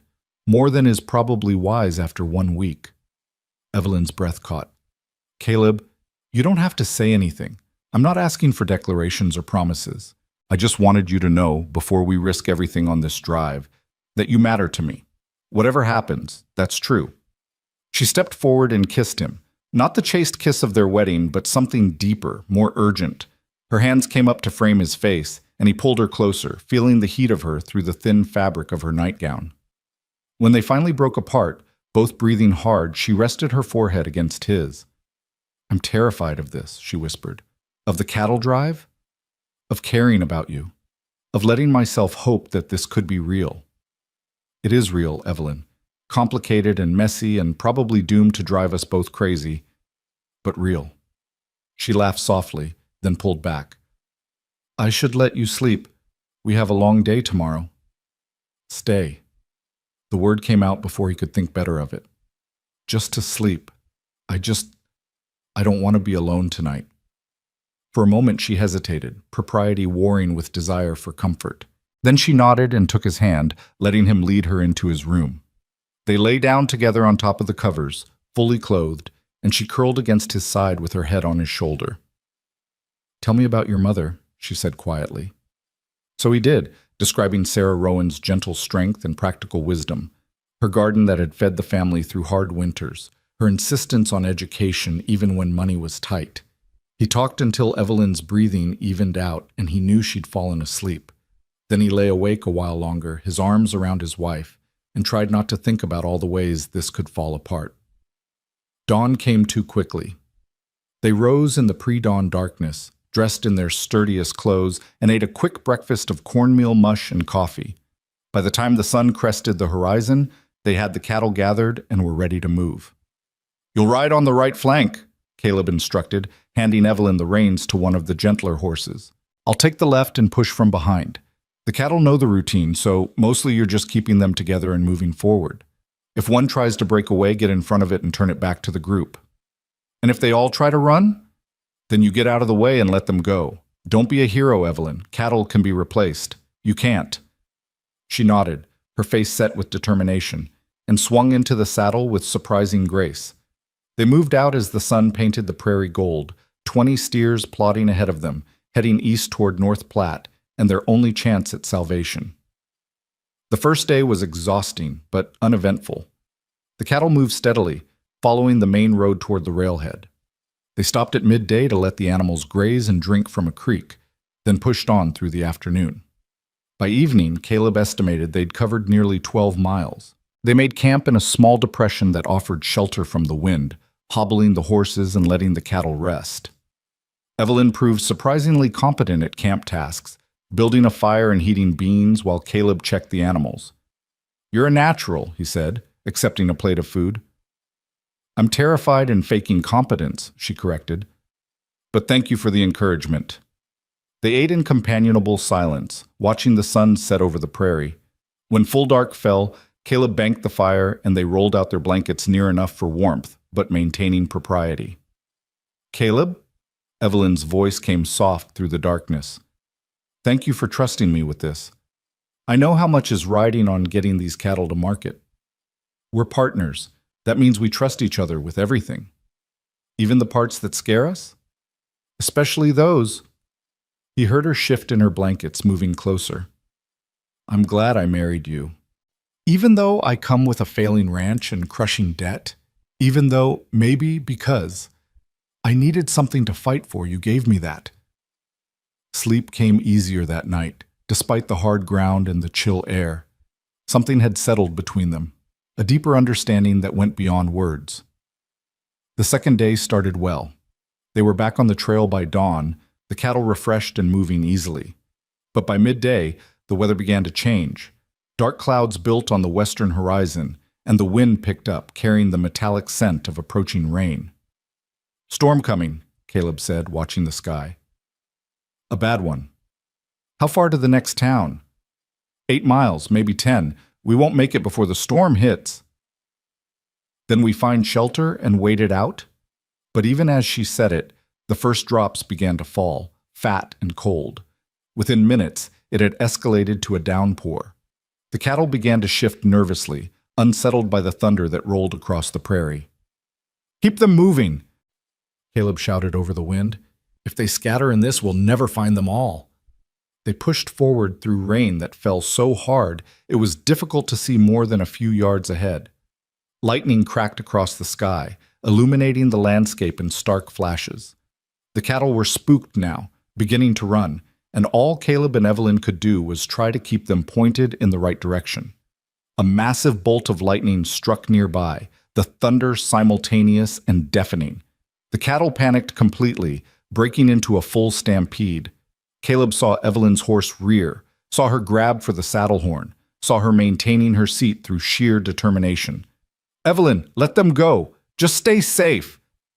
But she was already racing alongside the stampeding cattle, somehow keeping them from scattering completely, herding them through the storm with skill that should have taken years to develop. Caleb rode to join her, and together they managed to keep the herd somewhat together as the storm raged around them. The rain finally slackened after an hour that felt like 10. The cattle slowed, exhausted, and Caleb counted heads with his heart in his throat. 18. They'd lost 2. He found Evelyn dismounting on shaking legs, her clothes soaked through, her face pale but set. She was shivering violently. "We need to find shelter," he said. "Get you dry before you catch pneumonia." "The cattle? We'll keep for an hour. You won't. Come on." They found an abandoned homestead a mile off the road, just a crude soddy with half a roof, but it was dry. Caleb got a fire going while Evelyn stripped off her soaked outer layers, wrapping herself in the one dry blanket they'd managed to protect. "That was incredible," Caleb said, kneeling beside the fire. "What you did out there. You kept those cattle together when most experienced drovers would have lost them all. I was terrified." "You were brilliant." He looked at her, really looked at her, this woman who kept surprising him. "Where did you learn to ride like that?" "I didn't. I just held on and refused to fall." She laughed shakily. "Is this what ranching is always like?" "Pretty much. Moments of peace interrupted by moments of terror." "Then I'm definitely in the right business." She moved closer to the fire, still shivering. "We lost 2 cattle. Better than losing 20 or losing you." "We needed every dollar from those sales, Caleb." "We'll make it work. We always do." He pulled her against his side, sharing warmth. "Rest now. We'll look for the missing cattle when it's light." They found one of the lost steers the next morning, grazing peacefully in a gully. The other was gone, probably run off too far to track. With 19 head remaining, they pushed on toward North Platte, reaching the stockyards late Friday morning. The auction was already underway when they arrived, the air thick with the smell of cattle and the sound of auctioneers calling bids. Caleb registered their cattle while Evelyn watched the proceedings, studying prices and buyer behavior with the same intensity she brought to everything. "The prices are lower than you estimated," she said quietly when he returned. "They're averaging about $13 a head." Caleb's stomach dropped. $13 times 19 cattle was $247. Not nearly enough. "We need 15 at minimum," he said. "Preferably 18 or 20. "Then we don't take the first bid." Evelyn was already thinking, planning. "We wait for the right buyer, someone looking for quality breeding stock, not just meat cattle." "Evelyn, we can't afford to be choosy." "Yes, we can. Trust me." Their cattle went up for auction just after noon. The auctioneer opened bidding at $10, and several hands went up immediately. Evelyn watched intently, her eyes tracking which buyers were bidding, how aggressively they competed. "There," she whispered, pointing to a man in a fine coat standing near the rail. "He's been buying selectively all morning, only the best animals, and he pays premium prices." The bidding climbed slowly to $13. The auctioneer looked ready to close the sale when Evelyn stood up. "Excuse me." Her voice cut through the noise. "These aren't meat cattle. They're breeding stock from verified bloodlines. The buyer might want to inspect them more closely before settling on meat prices." Every eye in the stockyard turned to her. The auctioneer looked annoyed, but the well-dressed man stepped forward with interest. "Bloodlines, you say?"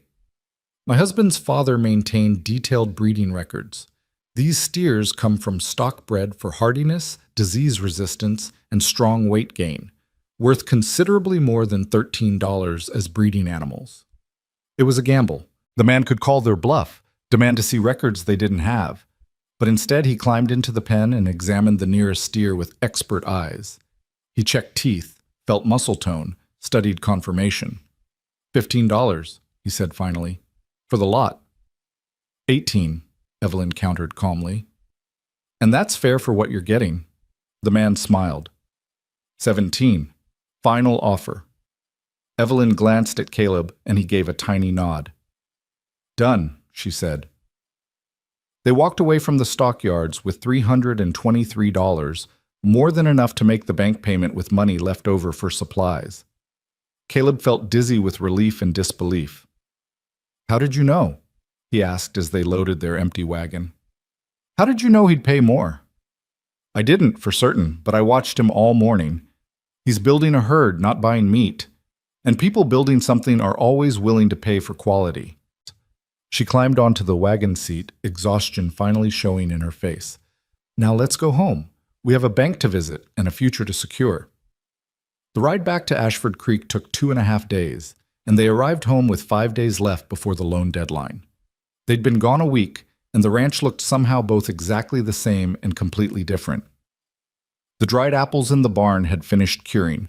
The hayfield was ready for its second cutting. Everything waited for them, patient and possible.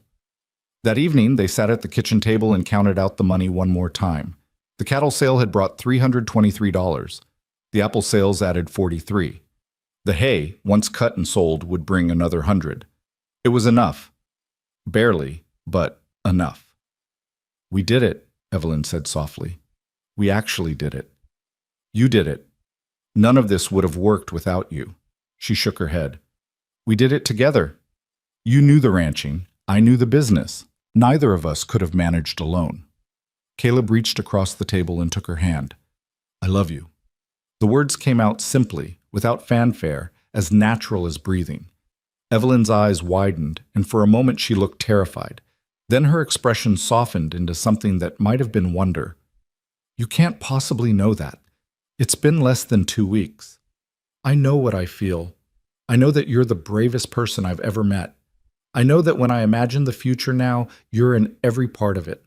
I know that somewhere between the stagecoach arriving and now, you stopped being a stranger and became the person I want beside me for whatever comes next." He squeezed her hand gently. "You don't have to say it back.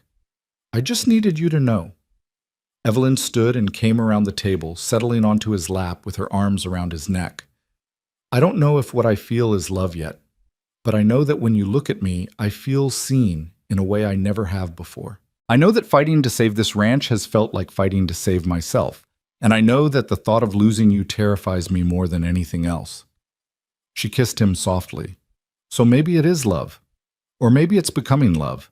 Either way, I'm here, I'm staying, and I want to build this future with you." They sat there in the kitchen as the sun set, holding each other. Two people who'd started as desperate strangers and somehow found in each other exactly what they needed. Outside, the ranch waited for them, battered but not broken, struggling but not defeated. Like them. Tomorrow they would go to the bank. Tomorrow they would make the payment and buy themselves time to keep building. Tomorrow they would start planning for the future they'd fought so hard to secure. But tonight, they simply held each other and let themselves feel the impossible relief of having survived. Together. Morning came with a crispness that promised autumn was settling in for good. Caleb woke to find Evelyn already up, dressed in her best traveling suit, the same blue wool she'd worn when she first arrived, now cleaned and pressed. She stood at the mirror, pinning up her hair with methodical precision, and he recognized the ritual for what it was: armor. She was preparing for battle. "We don't have to do this today," he said from the doorway. "We have 5 days left. And every one of those days is another day for Cartwright to find a loophole or for Jameson to make trouble." She met his eyes in the mirror. "We end this today. We walk in there with the full payment, settle the account, and remove any leverage they have over us. You're sure the numbers are right? We've counted 3 times, but $453.70. Enough for the payment with a small cushion." She turned to face him. "Caleb, I've checked the arithmetic a dozen times. We're ready." He nodded, trying to match her confidence. The money sat in a leather pouch on the kitchen table downstairs, more cash than he'd seen in one place since his father died. It represented everything they'd accomplished in 2 desperate weeks: the apples, the cattle, the hay they'd cut and sold yesterday to a grateful neighbor. It was enough to save the ranch. It had to be enough. They rode to town in the wagon, neither speaking much, both lost in their own thoughts. The morning was beautiful, the prairie grasses gold in the slanting sunlight, but Caleb barely noticed. His entire focus was on the pouch tucked safely in his jacket, on the numbers Evelyn had calculated, on the confrontation waiting for them at the bank.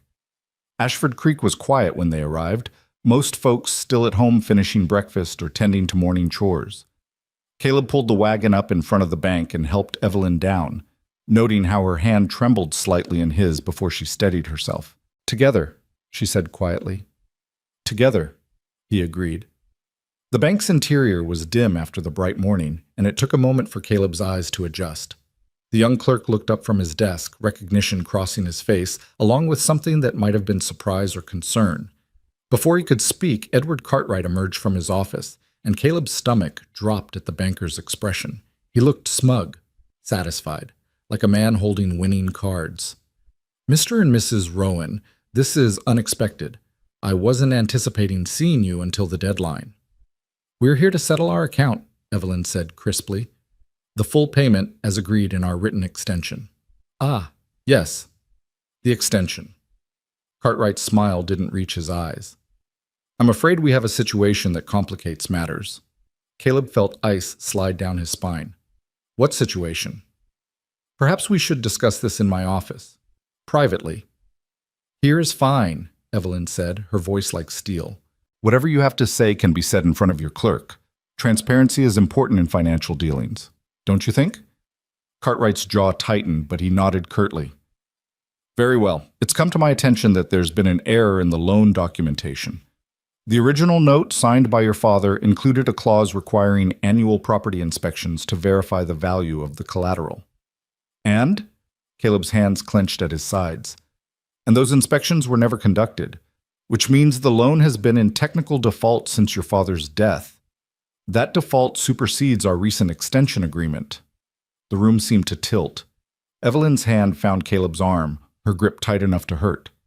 "That's convenient," she said, her voice dangerously quiet.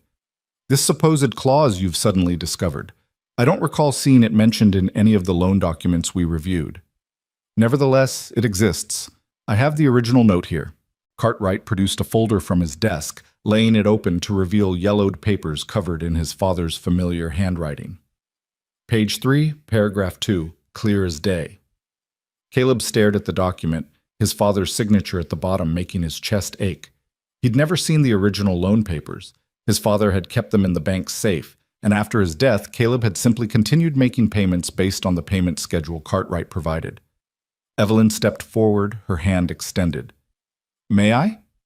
Cartwright hesitated, then handed over the papers. Evelyn read quickly, her eyes scanning the dense text with practiced efficiency. Caleb watched her face, trying to read her expression, seeing calculation, and then something that looked like triumph. "This clause," she said slowly, "requires annual inspections beginning in the 3rd year of the loan term. The loan was originated 5 years ago, which means the first inspection should have been conducted 2 years ago. During your tenure as bank president, Mr. Cartwright, why were they never performed? That's not relevant to—" "It's absolutely relevant. If the bank failed to conduct required inspections, that's the bank's error, not the borrower's. You can't claim default based on your own negligence." She flipped to another page. "Furthermore, this clause states that the bank must provide written notice 30 days in advance of any inspection. I see no such notices in the loan file." "Those would have been sent to Mr. Rowan Sr., who kept meticulous records, all of which are now in our possession. There are no inspection notices, Mr. Cartwright, because you never sent any." Evelyn's voice was calm but relentless. "What you're attempting is fraud. You're manufacturing a default that doesn't exist in order to foreclose on property you've already promised to Marcus Jameson." The color drained from Cartwright's face. "That's a serious accusation. It's a serious crime, one I'm prepared to take to the territorial court if necessary." She set the papers down on the clerk's desk deliberately, where the young man could see them clearly. "Now, we're here to make our payment as agreed in our written extension. You're going to accept it, mark our account as current, and provide us with a receipt and updated loan balance. Or we're going to the sheriff, and then to the newspaper, and then to every depositor in this bank to explain how their money is being used to facilitate land theft." The silence that followed was absolute.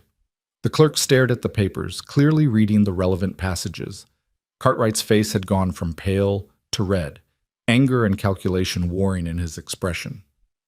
"The payment alone won't bring the account fully current," he said finally, his voice tight. "There are penalties for the missed inspection. There are no penalties for an inspection the bank never attempted to conduct. Stop while you're only guilty of incompetence, Mr. Cartwright. Keep pushing and you'll be guilty of fraud." Evelyn pulled the money pouch from Caleb's jacket and counted out the bills with steady hands. $450, the exact amount specified in our extension agreement. "Take it, or explain to a judge why you refused legal tender for a legitimate debt. Cartwright stared at the money, at Evelyn's unwavering gaze, at his clerk who was clearly listening to every word. Whatever game he'd been playing, he'd lost, and they all knew it. Very well. He snatched up the bills, counting them with sharp, angry movements. The payment is accepted. Your account is current. He scribbled a receipt with vicious strokes. But understand this, Mrs. Rowan. The next payment is due in 30 days. If you're even 1 day late, we won't be. Evelyn took the receipt, examined it carefully, then tucked it safely in her reticule. Thank you for your time, Mr. Cartwright. We'll see ourselves out. They walked out of the bank into morning sunshine that felt like absolution. Caleb didn't speak until they were in the wagon, until they'd turned onto the road leading out of town. Then he pulled the horses to a stop and turned to look at his wife. What you did in there was necessary, but her hands were shaking now, adrenaline catching up with her. He was trying to steal the ranch, Caleb, using legal manipulation to force a foreclosure that would benefit himself and Jameson. I couldn't let that happen. How did you know? About the inspection clause, the penalties, all of it? I didn't, not for certain, but I know how corrupt bankers operate. I watched Blackwell use similar tactics against my father's clients. Her voice was bitter. Legal language twisted to create defaults that didn't exist, penalties invented out of thin air. The goal is always to confuse and intimidate until people give up their rights without fighting. You weren't confused. No, I was furious. She looked at him, her eyes bright with unshed tears. That bank holds my father's legacy and my husband's future. I wasn't going to let Cartwright destroy both. Caleb pulled her close, feeling her trembling against him. You saved us. Again. We saved us. You made the payments all these months when you could have walked away. You kept the ranch running when it would have been easier to quit. All I did was see through Cartwright's bluff. All you did, he repeated, almost laughing. Evelyn, you just outmaneuvered a banker and a land baron using nothing but intelligence and nerve. That's not nothing. She pulled back, wiping her eyes. Well, when you put it that way, I suppose I did all right. Better than all right. He kissed her forehead. Now let's go home. We have a ranch to run. The weeks that followed developed a rhythm that felt almost ordinary. They rose at dawn and worked until dark, but now the work had purpose beyond mere survival. They were building something, and they could feel it taking shape around them. Caleb cut and sold the second hay harvest, bringing in the $100 Evelyn had predicted. She used the money to pay down additional principal on the loan, reducing their debt faster than the minimum payments required. When he questioned the strategy, she showed him the numbers. Every dollar paid against principal saved them $3 in interest over the loan's lifetime. We're not just surviving anymore, she explained, her finger tracing columns in the ledger. We're building equity, establishing credit, creating a foundation for expansion.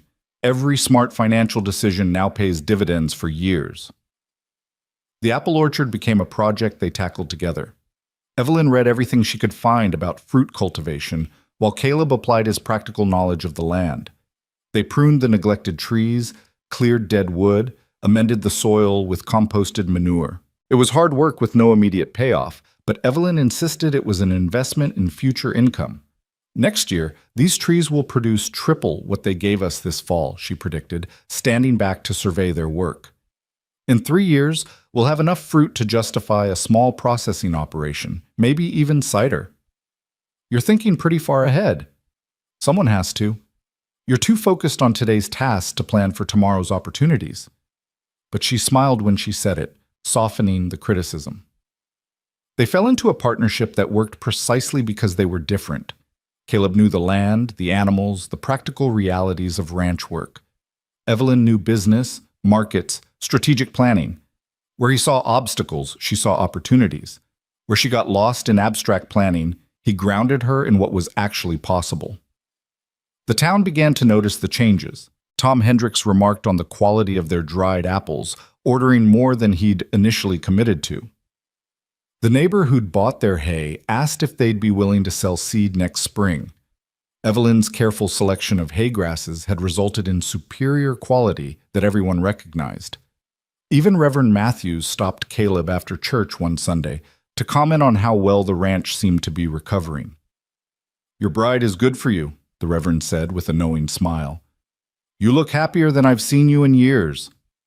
He was right. Caleb was happy, in a way he hadn't fully allowed himself to acknowledge. The ranch was stabilizing, yes, but that wasn't what made him whistle while he worked or look forward to evenings by the fire. It was Evelyn. The way she studied ledgers with such intensity, the way she laughed when he teased her about her city manners, the way she fit against him when they sat together planning the next day's work. They hadn't consummated their marriage, both of them dancing around that intimacy with a mixture of respect and uncertainty.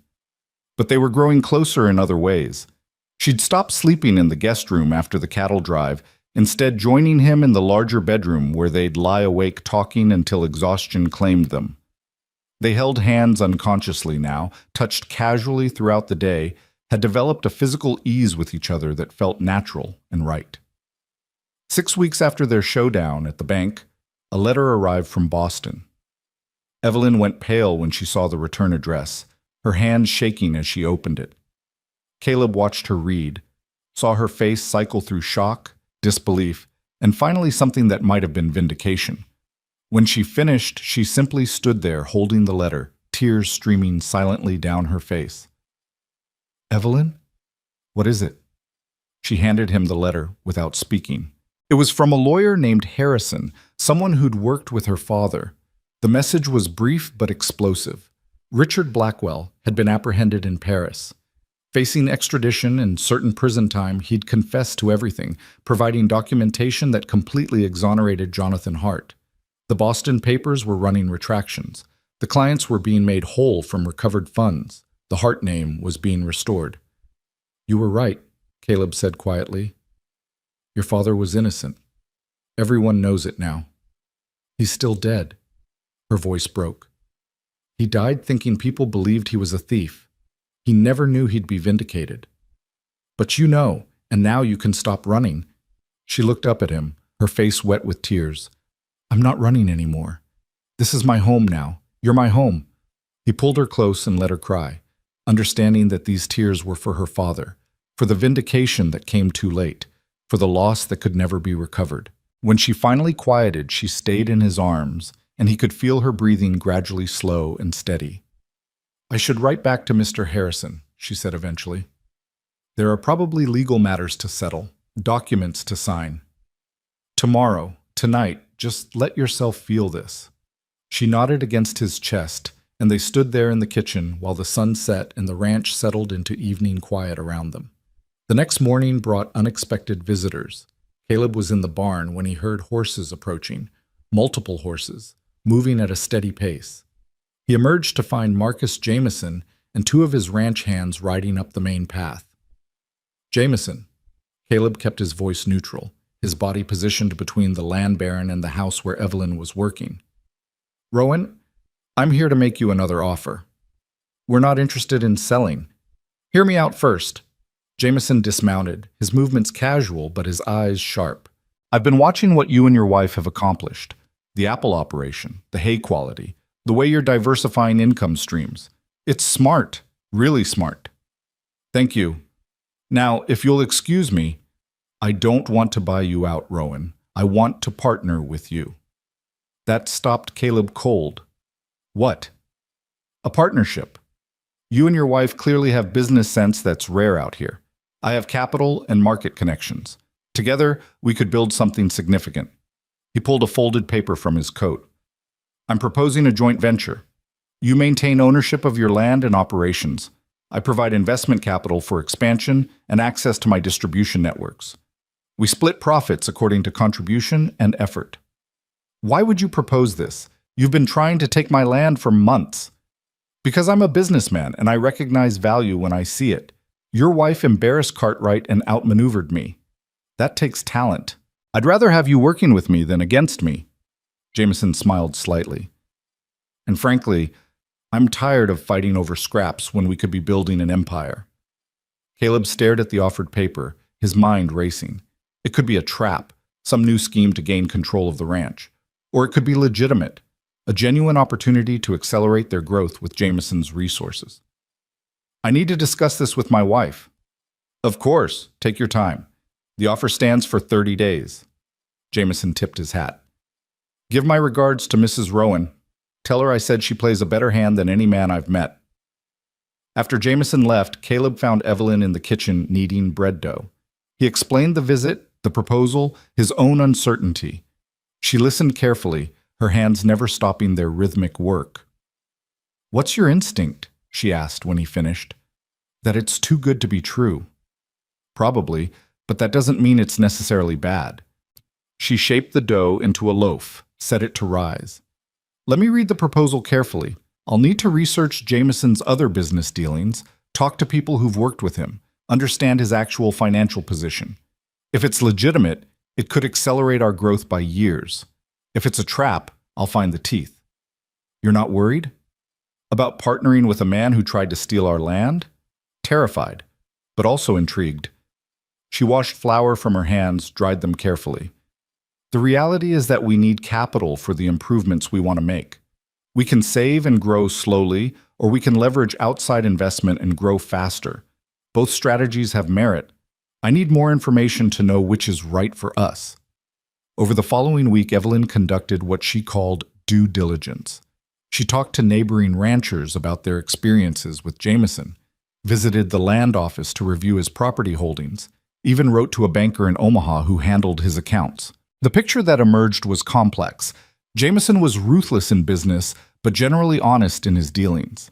He drove hard bargains, but honored his commitments. "He's not a friend," Evelyn concluded, "but he could be a useful ally.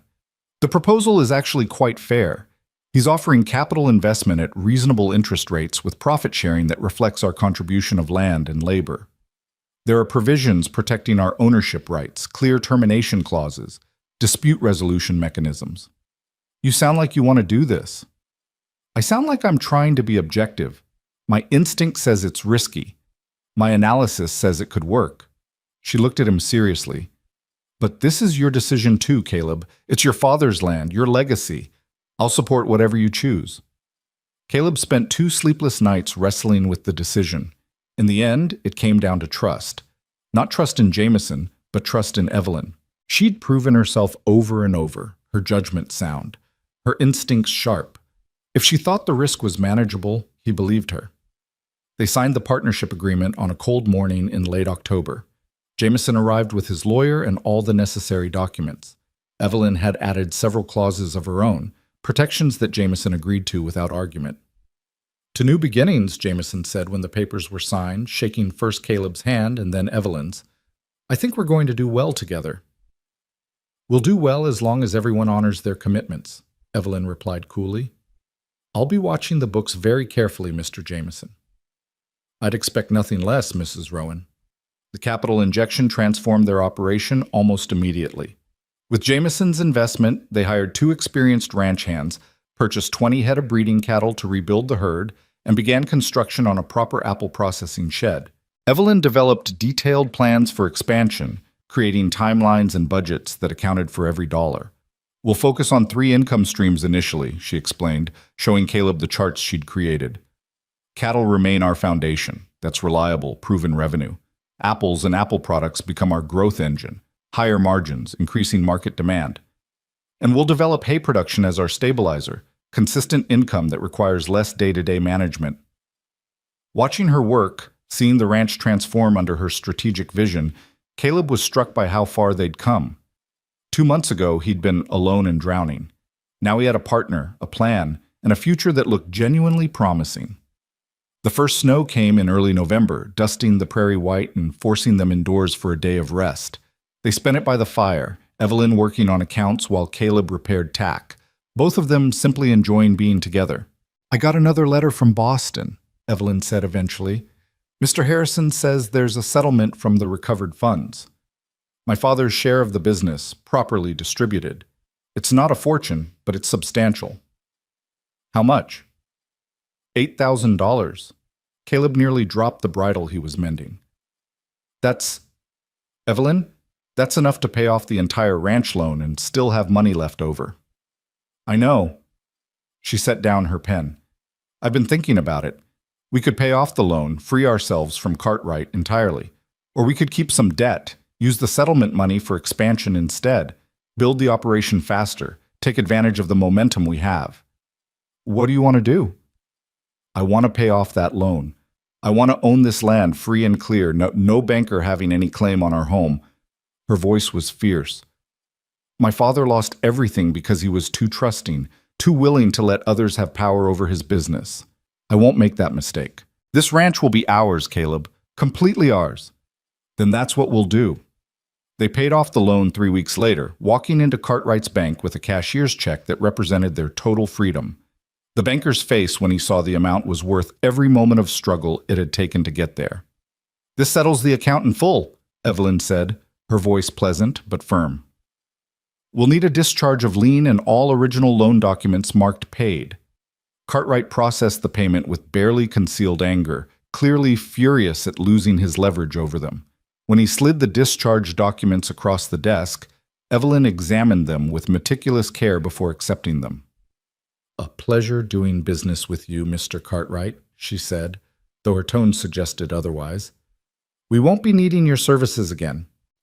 They celebrated that night with a dinner Evelyn had been planning for days. Roasted chicken, apple pie made from their own fruit, wine Tom Hendricks had ordered special from Omaha. They ate slowly, savoring both the food and the accomplishment it represented. "To freedom," Caleb toasted, raising his glass. "To partnership," Evelyn countered, touching her glass to his. "To us." "To us," she agreed softly. Later, as they cleaned up together, moving around the kitchen in the comfortable synchronization they'd developed, Caleb felt a contentment he'd never experienced before. This was what happiness felt like, he realized. Not the absence of problems, but the presence of someone to face them with. Not security in having everything, but confidence in being able to handle whatever came. "Evelyn?" She looked up from drying dishes, her hair coming loose from its pins, her face soft in the lamplight. "I know we've been taking things slowly, giving ourselves time to figure out what this is." He set down the plate he'd been washing and turned to face her fully. "But I need you to know that I'm not confused anymore. I love you. Not because you saved the ranch, though you did. Not because you're brilliant with business, though you are. I love you because you're brave and fierce, and you see me, really see me, in a way no one else ever has." Evelyn set down the dish towel, her eyes bright with emotion. "Caleb, you don't have to say anything. I just needed you to know. I'm not waiting anymore, not holding back. I'm all in, completely. Whatever you're ready for, whenever you're ready, I'm here." She closed the distance between them, her hands coming up to frame his face. "I love you too. I think I started falling that first night when you heated bathwater for me after working all day. When you listened to my plans without dismissing them. When you looked at me and saw a partner instead of just a convenient solution to your problems.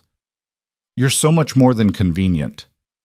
I'm difficult and opinionated, and I'll probably drive you crazy. I'm counting on it." He kissed her then, deeply, and felt her respond with an urgency that matched his own. When they broke apart, both breathing hard, he saw his own desire reflected in her eyes. "Caleb Rowan," she said, her voice husky, "take me to bed, our bed, and make me your wife in every sense of the word." He didn't need to be asked twice. He lifted her easily, making her laugh, and carried her up the stairs to the bedroom they'd been sharing chastely for weeks. But there was nothing chaste about what followed, only passion and tenderness and the profound relief of finally, completely giving themselves to each other. Afterward, they lay tangled together in the darkness, her head on his chest, his arms around her. "No regrets?" he asked quietly. "Only that we waited so long." She pressed a kiss to his heart. "This is real now, isn't it? Not just a partnership or an arrangement, a real marriage." "It was always real, Evelyn, from the moment you stepped off that stagecoach. I just didn't know it yet." She shifted to look at him, her eyes serious. "I came here running from my past, but somewhere along the way I stopped running and started building. You gave me that. You gave me a reason to stay and fight and hope." "We gave each other that," he corrected. "I was drowning before you came. You saved me." "We saved each other." She settled back against him. "And now we save the future. Together." They fell asleep like that, wrapped around each other, two people who'd found in desperation what they'd never found in comfort. A partnership that worked, a love that lasted, a future worth fighting for. Outside, the first real snow of winter began to fall, blanketing the ranch in white.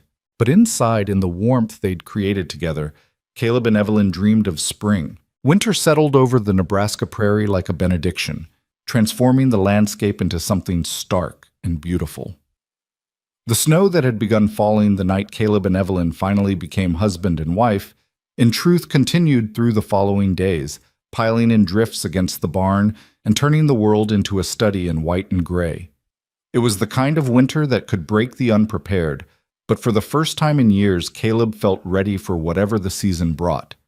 The ranch had been transformed in ways that went beyond the physical improvements. Yes, the new apple processing shed stood complete, its roof tight against the weather. Yes, the expanded herd grazed contentedly in the protected southern pasture, their breeding stock carefully selected for hardiness. Yes, the accounts showed profits that would have seemed impossible just months ago. But the real transformation was subtler, deeper. The ranch felt alive again, purposeful, like it had when his parents were both still living and the future stretched bright before them. Evelyn thrived in the winter months in ways Caleb hadn't anticipated. While the physical labor of ranching slowed with the snow, her business mind never rested. She spent long hours at the kitchen table surrounded by papers, developing what she called strategic plans for the coming year. She wrote to agricultural colleges requesting information on new farming techniques, corresponded with fruit merchants in Omaha and Denver, exploring markets for their apple products, even drafted a proposal for a cooperative buying arrangement with neighboring ranchers to get better prices on supplies. "You never stop, do you?" Caleb asked one evening, watching her work by lamplight, her brow furrowed in concentration. "Would you want me to?" She looked up with a slight smile. "Besides, winter is perfect for planning. We do the thinking now, execute in spring and summer, harvest the results in fall. It's a cycle, and every part matters." He moved behind her chair, massaging the tension from her shoulders. "What are you working on now?" "A proposal for Tom Hendricks. I think we should open an account with him for regular supply purchases. If we commit to buying exclusively through his store, he'll give us better prices. The savings over a year would be significant. Tom's already being generous with what he pays for our dried apples. Which is exactly why we should consolidate our business with him. Loyalty should flow both ways. He supports our products, we support his store. Everyone benefits." She leaned back into his hands with a contented sigh. "Besides, I like Tom. He's honest, which is rarer than it should be." Caleb bent to kiss the top of her head, breathing in the scent of her hair, lavender soap and wood smoke, and something uniquely Evelyn. "Have I told you today that you're brilliant?" "Not since breakfast. I was starting to feel neglected." "Tragic. I'll have to remedy that immediately." He pulled her up from the chair, ignoring her laughing protests, and kissed her properly. Even after weeks of marriage, the taste of her still made his heart race. "Better?" "Much. Though now I've lost my place in these calculations." "Good. You need a break anyway." He guided her toward the fire, settling them both on the worn sofa his mother had insisted on buying 20 years ago. "Talk to me about something that isn't business. Tell me what you're thinking about." She was quiet for a moment, her head resting on his shoulder, her fingers tracing idle patterns on his chest. "I've been thinking about family, about what it means to build a legacy." "Because of your father?" "Partially. He built something he thought would last, and it collapsed because he didn't protect it properly. I don't want that for us. I want what we're creating here to survive beyond us, to mean something for generations." Caleb's hand found hers, lacing their fingers together. "That sounds like you're thinking long-term. Years and decades, not just seasons." "I am. This is home now, Caleb, not just for now but forever. I want to plant roots so deep nothing can tear them up." She turned to look at him, her expression serious. "I want children. I want to fill that second bedroom upstairs, maybe build another bedroom or two. I want to create the kind of family neither of us had, one where both parents are present, where children learn both practical skills and strategic thinking, where love and work exist together." His breath caught. They danced around this topic before, but hearing her say it so directly, with such clarity of purpose, made it real in a way it hadn't been. "When?" "I don't know. Soon, maybe. I'm 26, not getting younger, and I want time with them, want to teach them the way my father taught me." Her voice softened. "I want to give them what we lost, Caleb. Parents who are partners, who build together. Security that comes from smart planning, not just hard work. A legacy they can be proud of. What if I'm a terrible father? I barely remember mine in anything but work. He loved me, I know he did, but he showed it through teaching me ranching, not through words or affection. Then you'll be better than him. You're already more expressive, more willing to talk about feelings. You'll teach our children ranching because that's important, but you'll also tell them you love them, every day, multiple times. She smiled up at him. Besides, they'll have me. I'll make sure they understand business and strategy and how to spot a fraudulent loan clause at 50 paces. He laughed, pulling her closer. God help any banker who tries to cheat our children.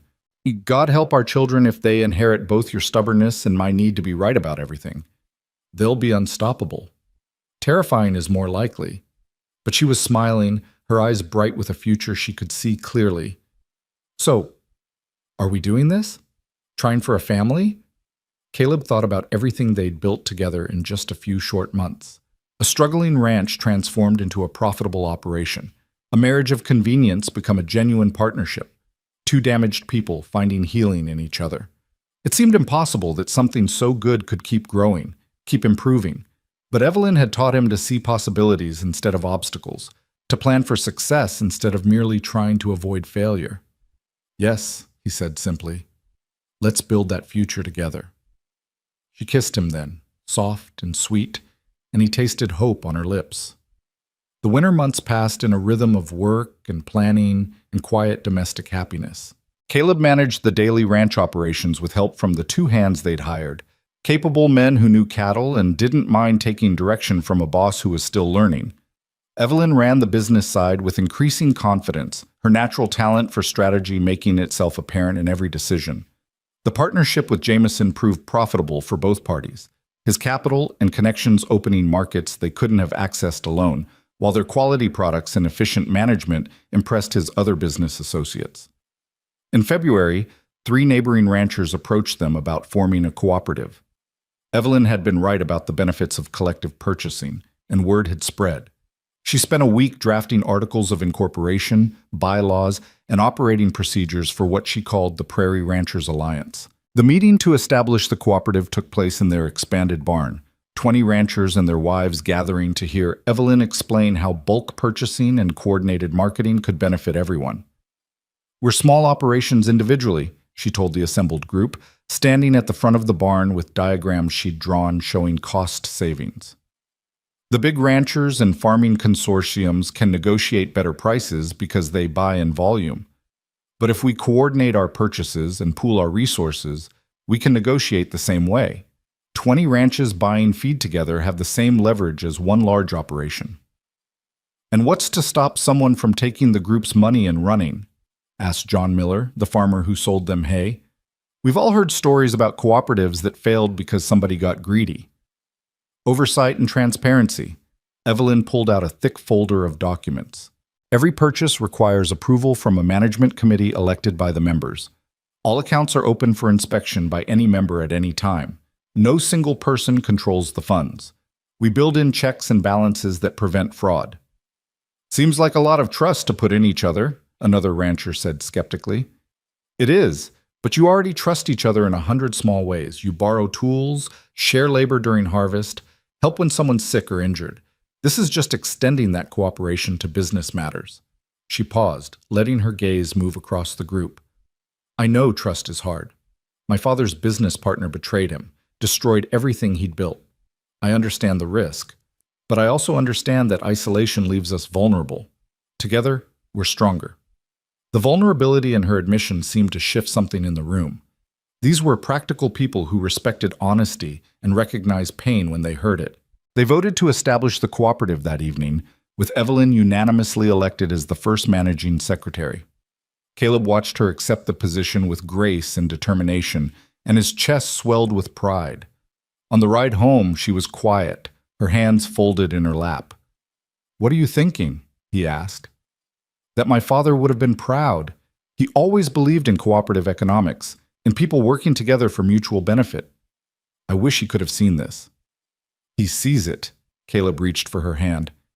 And he's proud. I'm sure of it. She squeezed his fingers, and they rode the rest of the way in comfortable silence. Spring arrived with the usual mix of mud and hope, the prairie transforming from brown to green almost overnight. Evelyn threw herself into orchard work with enthusiasm that made Caleb nervous, climbing ladders to prune high branches despite his protests. "I'm perfectly capable of trimming trees," she insisted from 10 feet up. "I know you are, but you're also possibly pregnant, and I'd rather not take chances." She paused, pruning shears in hand, and looked down at him with an expression he couldn't quite read. "What makes you think I might be pregnant?" "You've been tired lately, and you were sick 2 mornings this week." "Could be anything. Bad meat? Weather changes?" "Could be. Or it could be a baby." He held the ladder steady, looking up at her. "Have you considered it?" "Every day for the past 3 weeks." She climbed down carefully, and when she reached the ground, she took his hands. "I didn't want to say anything until I was sure. But yes, I think I am. Pregnant, I mean. I'm almost certain." The world seemed to tilt and resettle, everything suddenly sharper, more vivid. "When?" "Late October, maybe early November. I can't be precise, but that's my best guess." Caleb did the math quickly. A baby born in fall after harvest, when they'd have time to adjust before winter's isolation. It was perfect timing, though he knew Evelyn well enough to suspect she'd calculated that intentionally. "How do you feel about it?" he asked carefully. "Terrified. Excited. Completely unprepared despite all my planning." She laughed shakily. "I've been reading everything I can find about pregnancy and childbirth, making lists of supplies we'll need, calculating how this affects our labor distribution for the next year. But none of that changes the fact that I have no idea what I'm doing." "Neither do I. We'll figure it out together, just like everything else." "What if I'm a terrible mother? What if I'm too focused on business, too driven, too—" He kissed her, stopping the spiral of worry. "You're going to be an amazing mother. You're brilliant and fierce, and you fight for what matters, and nothing will matter more to you than our child." "Our child." She said it wonderingly, like she was testing how it felt. "That's real now, isn't it? We're creating a family." "We are. And that family is going to be extraordinary." They stood in the orchard, surrounded by trees they'd rehabilitated together. On land they'd saved together and held each other while the future took shape around them. The pregnancy progressed normally, though Evelyn chafed at the restrictions it imposed. Caleb had to physically prevent her from climbing to the barn loft to check on apple storage, from riding out to inspect cattle, from doing the 100 physical tasks she considered essential. They compromised. She could handle accounts and planning, could supervise operations from the ground, could even do light work in the garden she'd revived from his mother's original plantings. But anything risky was forbidden. "You're being overprotective," she complained in May, watching him repair fence while she was relegated to sitting in the shade with paperwork. "You're being reckless. There's a difference. I'm pregnant, not dying. Women have babies while doing far more strenuous work. Not my wife. Not with my child." He straightened, wiping sweat from his forehead. "Humor me, Evelyn, please. I lost my mother when I was 16. I'm not losing you." Her expression softened immediately. She stood carefully, navigating around her growing belly, and came to him. "I'm not going anywhere. I'm too stubborn to die and too competitive to let pregnancy slow me down more than absolutely necessary. But I hear you. I'll be more careful." "Thank you. Though I maintain that you're being ridiculous." Noted and ignored. She laughed and kissed his cheek, and they went back to their respective tasks, the easy rhythm of partnership continuing despite the changes to come. In July, Evelyn received a letter that made her cry. Happy tears this time. The Boston Bar Association had officially cleared her father's name and was establishing the Jonathan Hart Memorial Scholarship for young people pursuing careers in ethical business practice. They wanted Evelyn to serve on the selection committee, to help choose recipients who embodied her father's values. "They want me to come to Boston for the dedication ceremony," she said, reading the letter for the 3rd time. "In September. That's right around when the baby's due." "I know. I'll have to decline." But she sounded disappointed, and Caleb understood why. This was vindication, her father's legacy being honored instead of tarnished. Missing it would hurt. "Write and explain the situation. Ask if they can wait until spring, or if they can send representatives here." Maybe they'd be willing to hold a Western ceremony. In Ashford Creek? She looked skeptical. It's hardly Boston. No, but it's where you are, where you've built something real using the principles your father taught you. That matters, Evelyn. If they really want to honor his legacy, they should honor it where his daughter is carrying it forward. She studied him for a long moment, then smiled. When did you get so wise? I married brilliance. It's rubbing off. Flatterer. But she looked pleased, and when she wrote her response that evening, she proposed exactly what Caleb had suggested. A dedication ceremony in Nebraska, where Eastern officials could see firsthand what ethical business practices looked like in frontier communities. To everyone's surprise, they agreed. August brought intense heat and the final preparations for both harvest and baby. The apple crop was extraordinary, triple what they'd harvested the previous fall, just as Evelyn had predicted. She organized a processing operation that employed 6 women from town, creating jobs and goodwill while efficiently handling the volume of fruit. The dried apple business had grown beyond anything they'd imagined, with standing orders from merchants in 4 territories. We need to think about expansion, Evelyn said one evening, reviewing production numbers. At this rate, we'll outgrow the current shed by next year. We should build a proper facility, maybe even look into canning equipment. Can you stop planning the business for 5 minutes and focus on the fact that you're about to have a baby? I can do both. Multitasking is my particular skill. But she shifted uncomfortably, her hand on her swollen belly. Though I admit this is getting increasingly difficult. How do women do this multiple times? Very carefully, and with supportive husbands who tell them to rest.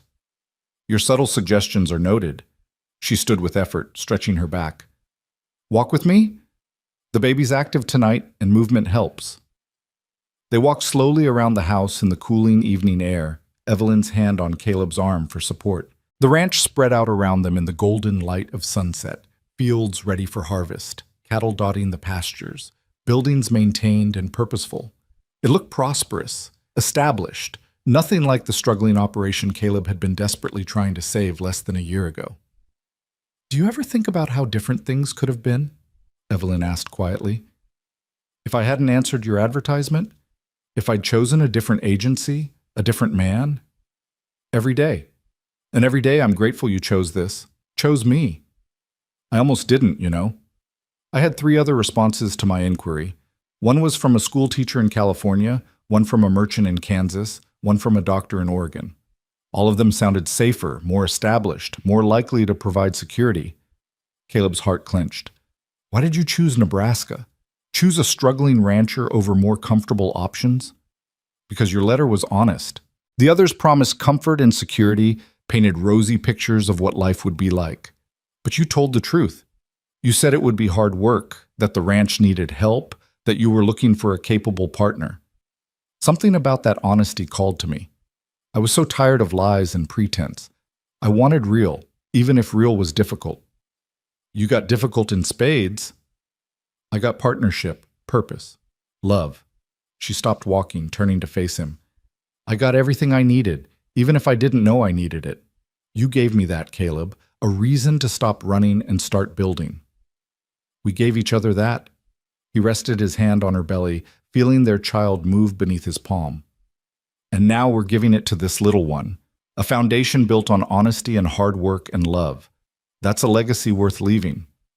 The best legacy. She covered his hand with hers. I think my father would approve. Of you, of this life, of the family we're creating.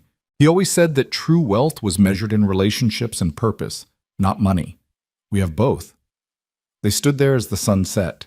2 people who'd found each other in desperation and built something extraordinary from that unlikely beginning. Labor started on a cool September morning, 3 weeks before the dedication ceremony was scheduled. Evelyn woke Caleb before dawn, her face calm but her grip on his hand painfully tight. It's time. He dressed in a panic, fumbling with buttons and dropping his boots twice. Evelyn watched with amused patience, breathing through contractions while he ran around like a startled rabbit. Caleb, breathe. We have time. How can you be so calm? Because panic won't help. Now go get Mrs. Matthews. She's agreed to act as midwife. The next 12 hours were the longest of Caleb's life. He was relegated to pacing downstairs while Mrs. Matthews and two other experienced mothers attended Evelyn. Occasionally, he'd hear sounds from upstairs that made his heart stop, but Mrs. Matthews kept shooing him away when he tried to intervene. "First babies take time," she said kindly but firmly. "Your wife is strong and healthy. She's doing fine. Now stop wearing a path in your floorboards and make yourself useful. Boil more water, prepare clean linens, anything but hovering at the bottom of those stairs." Caleb tried to work, but concentration was impossible. He checked on the horses 3 times, reorganized the barn twice, and was contemplating his 4th trip to the well when he heard it, a thin, angry wail that crescendoed into sustained crying. He was up the stairs before conscious thought, bursting into the bedroom to find Evelyn propped up on pillows, exhausted but glowing, holding a tiny bundle wrapped in soft blankets. Mrs. Matthews was cleaning up, smiling at his entrance. "Congratulations," she said warmly. "You have a daughter." A daughter. Caleb approached slowly, almost reverently, staring at the impossibly small person in Evelyn's arms. She had a shock of dark hair and a furious red face, her tiny fists waving as she protested her abrupt entrance into the world. "She's perfect," he whispered. "She's loud," Evelyn corrected, but her voice was full of wonder. "Here, meet your daughter." He took the baby carefully, terrified he'd break her, but she settled in his arms like she belonged there. She stopped crying, her eyes, dark and unfocused, seeming to study his face. Something in his chest cracked open, a love so intense it was almost painful flooding through him. "Hello, little one," he murmured. "I'm your father, and I promise you, every day of your life, that I'll keep you safe and loved and teach you everything I know. Don't forget to mention she'll also learn business strategy and financial management," Evelyn added with a tired smile. "That too. You're going to be brilliant and fierce, just like your mother, and stubborn and hardworking, just like your father. God help us all." They named her Sarah, after Caleb's mother, with the middle name Joanna for Evelyn's father. Sarah Joanna Rowan entered the world with an attitude and a set of lungs that suggested she'd inherited her mother's determination and her father's stubbornness in equal measure. The dedication ceremony took place 3 weeks later, with Evelyn still recovering but determined to participate. Representatives from the Boston Bar Association traveled west, along with several of her father's former colleagues who wanted to show their respect. The ceremony was held in the town hall, with most of Ashford Creek turning out to witness the occasion. Jonathan Hart was honored posthumously for his integrity and ethical business practices. The scholarship was formally established with Evelyn named as permanent committee chair. And then, in a surprise that made Evelyn weep, they presented the first scholarship to a young woman from Ashford Creek itself, the daughter of one of the ranchers in the cooperative Evelyn had established. "Your father believed that ethical business could thrive anywhere," the association president said, addressing the crowd. "His daughter has proven that belief here in Nebraska, building partnerships and prosperity that benefit entire communities. This scholarship will help others follow that example, whether in Boston boardrooms or frontier ranches. That's the legacy Jonathan Hart deserves." After the ceremony, the Boston representatives toured the ranch at Evelyn's invitation. They saw the orchards, the processing shed, the cooperative buying program documentation, the detailed financial records that showed sustainable growth and fair practices. They spoke with neighboring ranchers who praised Evelyn's honesty and strategic insight. By the time they left, they were talking about using the Rowan Ranch as a case study in ethical business practices for their educational programs. "Your father would be proud," one of them told Evelyn as they prepared to depart. "You've honored his legacy in the best possible way, by living his principles, not just talking about them." After they left, Caleb found Evelyn in the nursery, holding Sarah and looking out the window at the ranch spread below them. "You all right?" he asked softly. "Better than all right. This is closure, Caleb. My father's name is cleared, his work is honored, and his granddaughter will grow up knowing he was a good man who was wronged. That's everything I hoped for when I left Boston. You've done more than clear his name. You've built something he'd be amazed by." "We built it, together." She looked up at him, baby Sarah sleeping peacefully in her arms. "I came here running from disgrace, desperate for any escape. I found purpose instead. A partner who sees me clearly and loves me anyway. A home that's ours, earned through our own work. A daughter who will inherit not just land and money, but principles and partnership. That's more than I dreamed possible. Caleb wrapped his arms around them both, his wife and daughter, his heart so full it ached. I asked for a capable woman to help save a failing ranch. I got a brilliant partner who saved me instead. We saved each other. That's what partners do. Outside, the late afternoon sun painted the prairie gold. The apple orchard stood healthy and productive. The processing shed hummed with activity. The cattle grazed contentedly in expanding pastures. The ranch his father had built and nearly lost was thriving again, transformed by intelligence and determination and love into something greater than it had been. But the real transformation was subtler, more profound. Where there had been loneliness, there was now partnership. Where there had been desperation, there was now hope. Where there had been mere survival, there was now purpose and legacy and a future that stretched bright before them. As winter approached again, the Rowan Ranch prepared for its second season under Evelyn's management. The cooperative had grown to include 28 ranches. The apple business had expanded beyond anyone's projections. Plans were underway for spring plantings that would diversify their crops further. And in the nursery upstairs, Sarah Joanna Rowan slept peacefully, unaware that she was heir to more than land and money. She was heir to her grandfather's integrity, her father's determination, and her mother's brilliant strategic mind. On a cold December evening, Caleb found Evelyn at the kitchen table as usual, though tonight she wasn't working on accounts. Instead, she was writing a letter, her handwriting careful and considered. "Who are you writing to?" he asked, bringing her tea. "Sarah, for when she's older." She looked up, her eyes soft. "I'm documenting how this all began. The advertisement, the desperate letters, arriving in Ashford Creek knowing nothing about ranching or frontier life. I want her to know that sometimes the best things come from the scariest decisions. That taking risks when you have nothing to lose can lead to gaining everything that matters." That's beautiful. I also want her to know that her grandfather was a good man who made one mistake in trusting the wrong person, but that mistake doesn't define him. His integrity does. His kindness does. His belief in using business as a force for good does. She set down the pen. I'm giving her the truth, Caleb. Not a sanitized story, but the real, messy, complicated truth. She deserves that. She deserves you. Both of you. He kissed her temple. And she's lucky to have parents who'll teach her that truth matters more than comfort, that partnership is stronger than independence, that love and business aren't opposites, but complements. That's assuming we don't ruin her with our combined stubbornness. Please, she'll be unstoppable. Evelyn laughed, and the sound filled the warm kitchen like music. Caleb settled beside her, reading over her shoulder as she continued writing to their daughter. The letter was honest and hopeful, acknowledging both the pain of the past and the promise of the future. It was, he thought, very much like Evelyn herself, brilliant and brave and absolutely refusing to pretend things were simpler than they were. Later that night, after they'd checked on Sarah one final time and climbed into bed together, Evelyn curled against Caleb's side in the darkness. "Thank you," she said quietly. "For what?" "For writing that advertisement.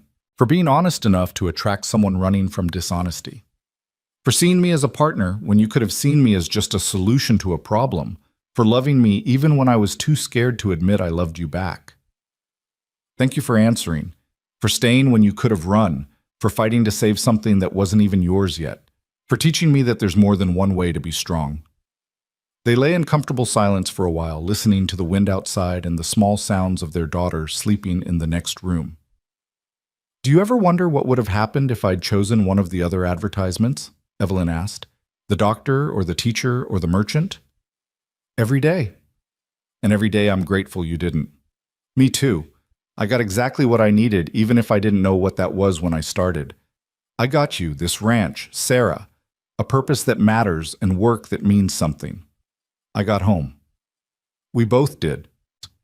And in the darkness of the Nebraska night, wrapped around each other in a bed that had seen them through crisis and triumph, desperation and love, Caleb and Evelyn Rowan held each other and counted themselves blessed, not because their path had been easy. It hadn't. Not because they'd avoided all pain. They'd both carried scars into their marriage. but because they'd found in each other exactly what they needed to heal and grow and build something lasting. The mail-order bride who'd arrived with hidden talents had saved more than a struggling ranch. She'd saved herself, and in doing so, she'd saved the man desperate enough to send for a stranger, brave enough to trust her judgment, wise enough to recognize a partner when fate delivered one to his doorstep.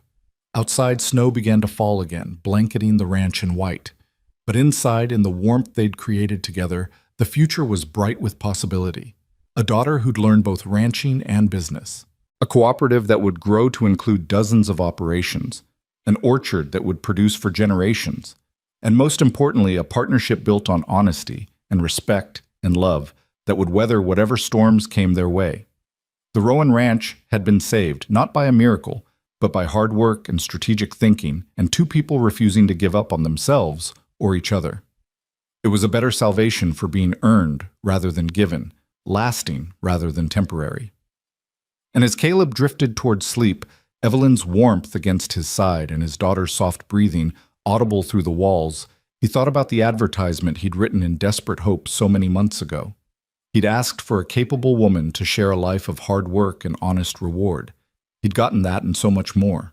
A brilliant partner, a fierce protector, a loving wife, a devoted mother.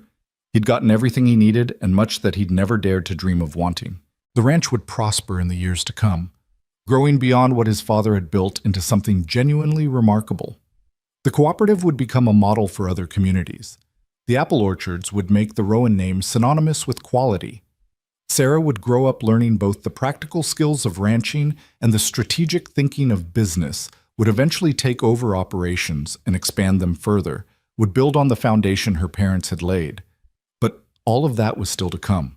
Tonight, in this moment, there was only the warmth of family, the satisfaction of work well done, and the bone-deep contentment of knowing they'd built something real and lasting together. Evelyn shifted in her sleep, murmuring something inaudible, and Caleb pulled her closer. Tomorrow would bring new challenges, new opportunities, new work to be done. But tonight, they had each other, and that was enough. That had always been enough. The mail-order bride had arrived with hidden talents and desperate secrets. She'd saved a struggling ranch and found redemption in the process. But more than that, she'd found home. Not in a place, but in partnership, in purpose, in love that was chosen rather than convenient. And in the end, that was the greatest salvation of all.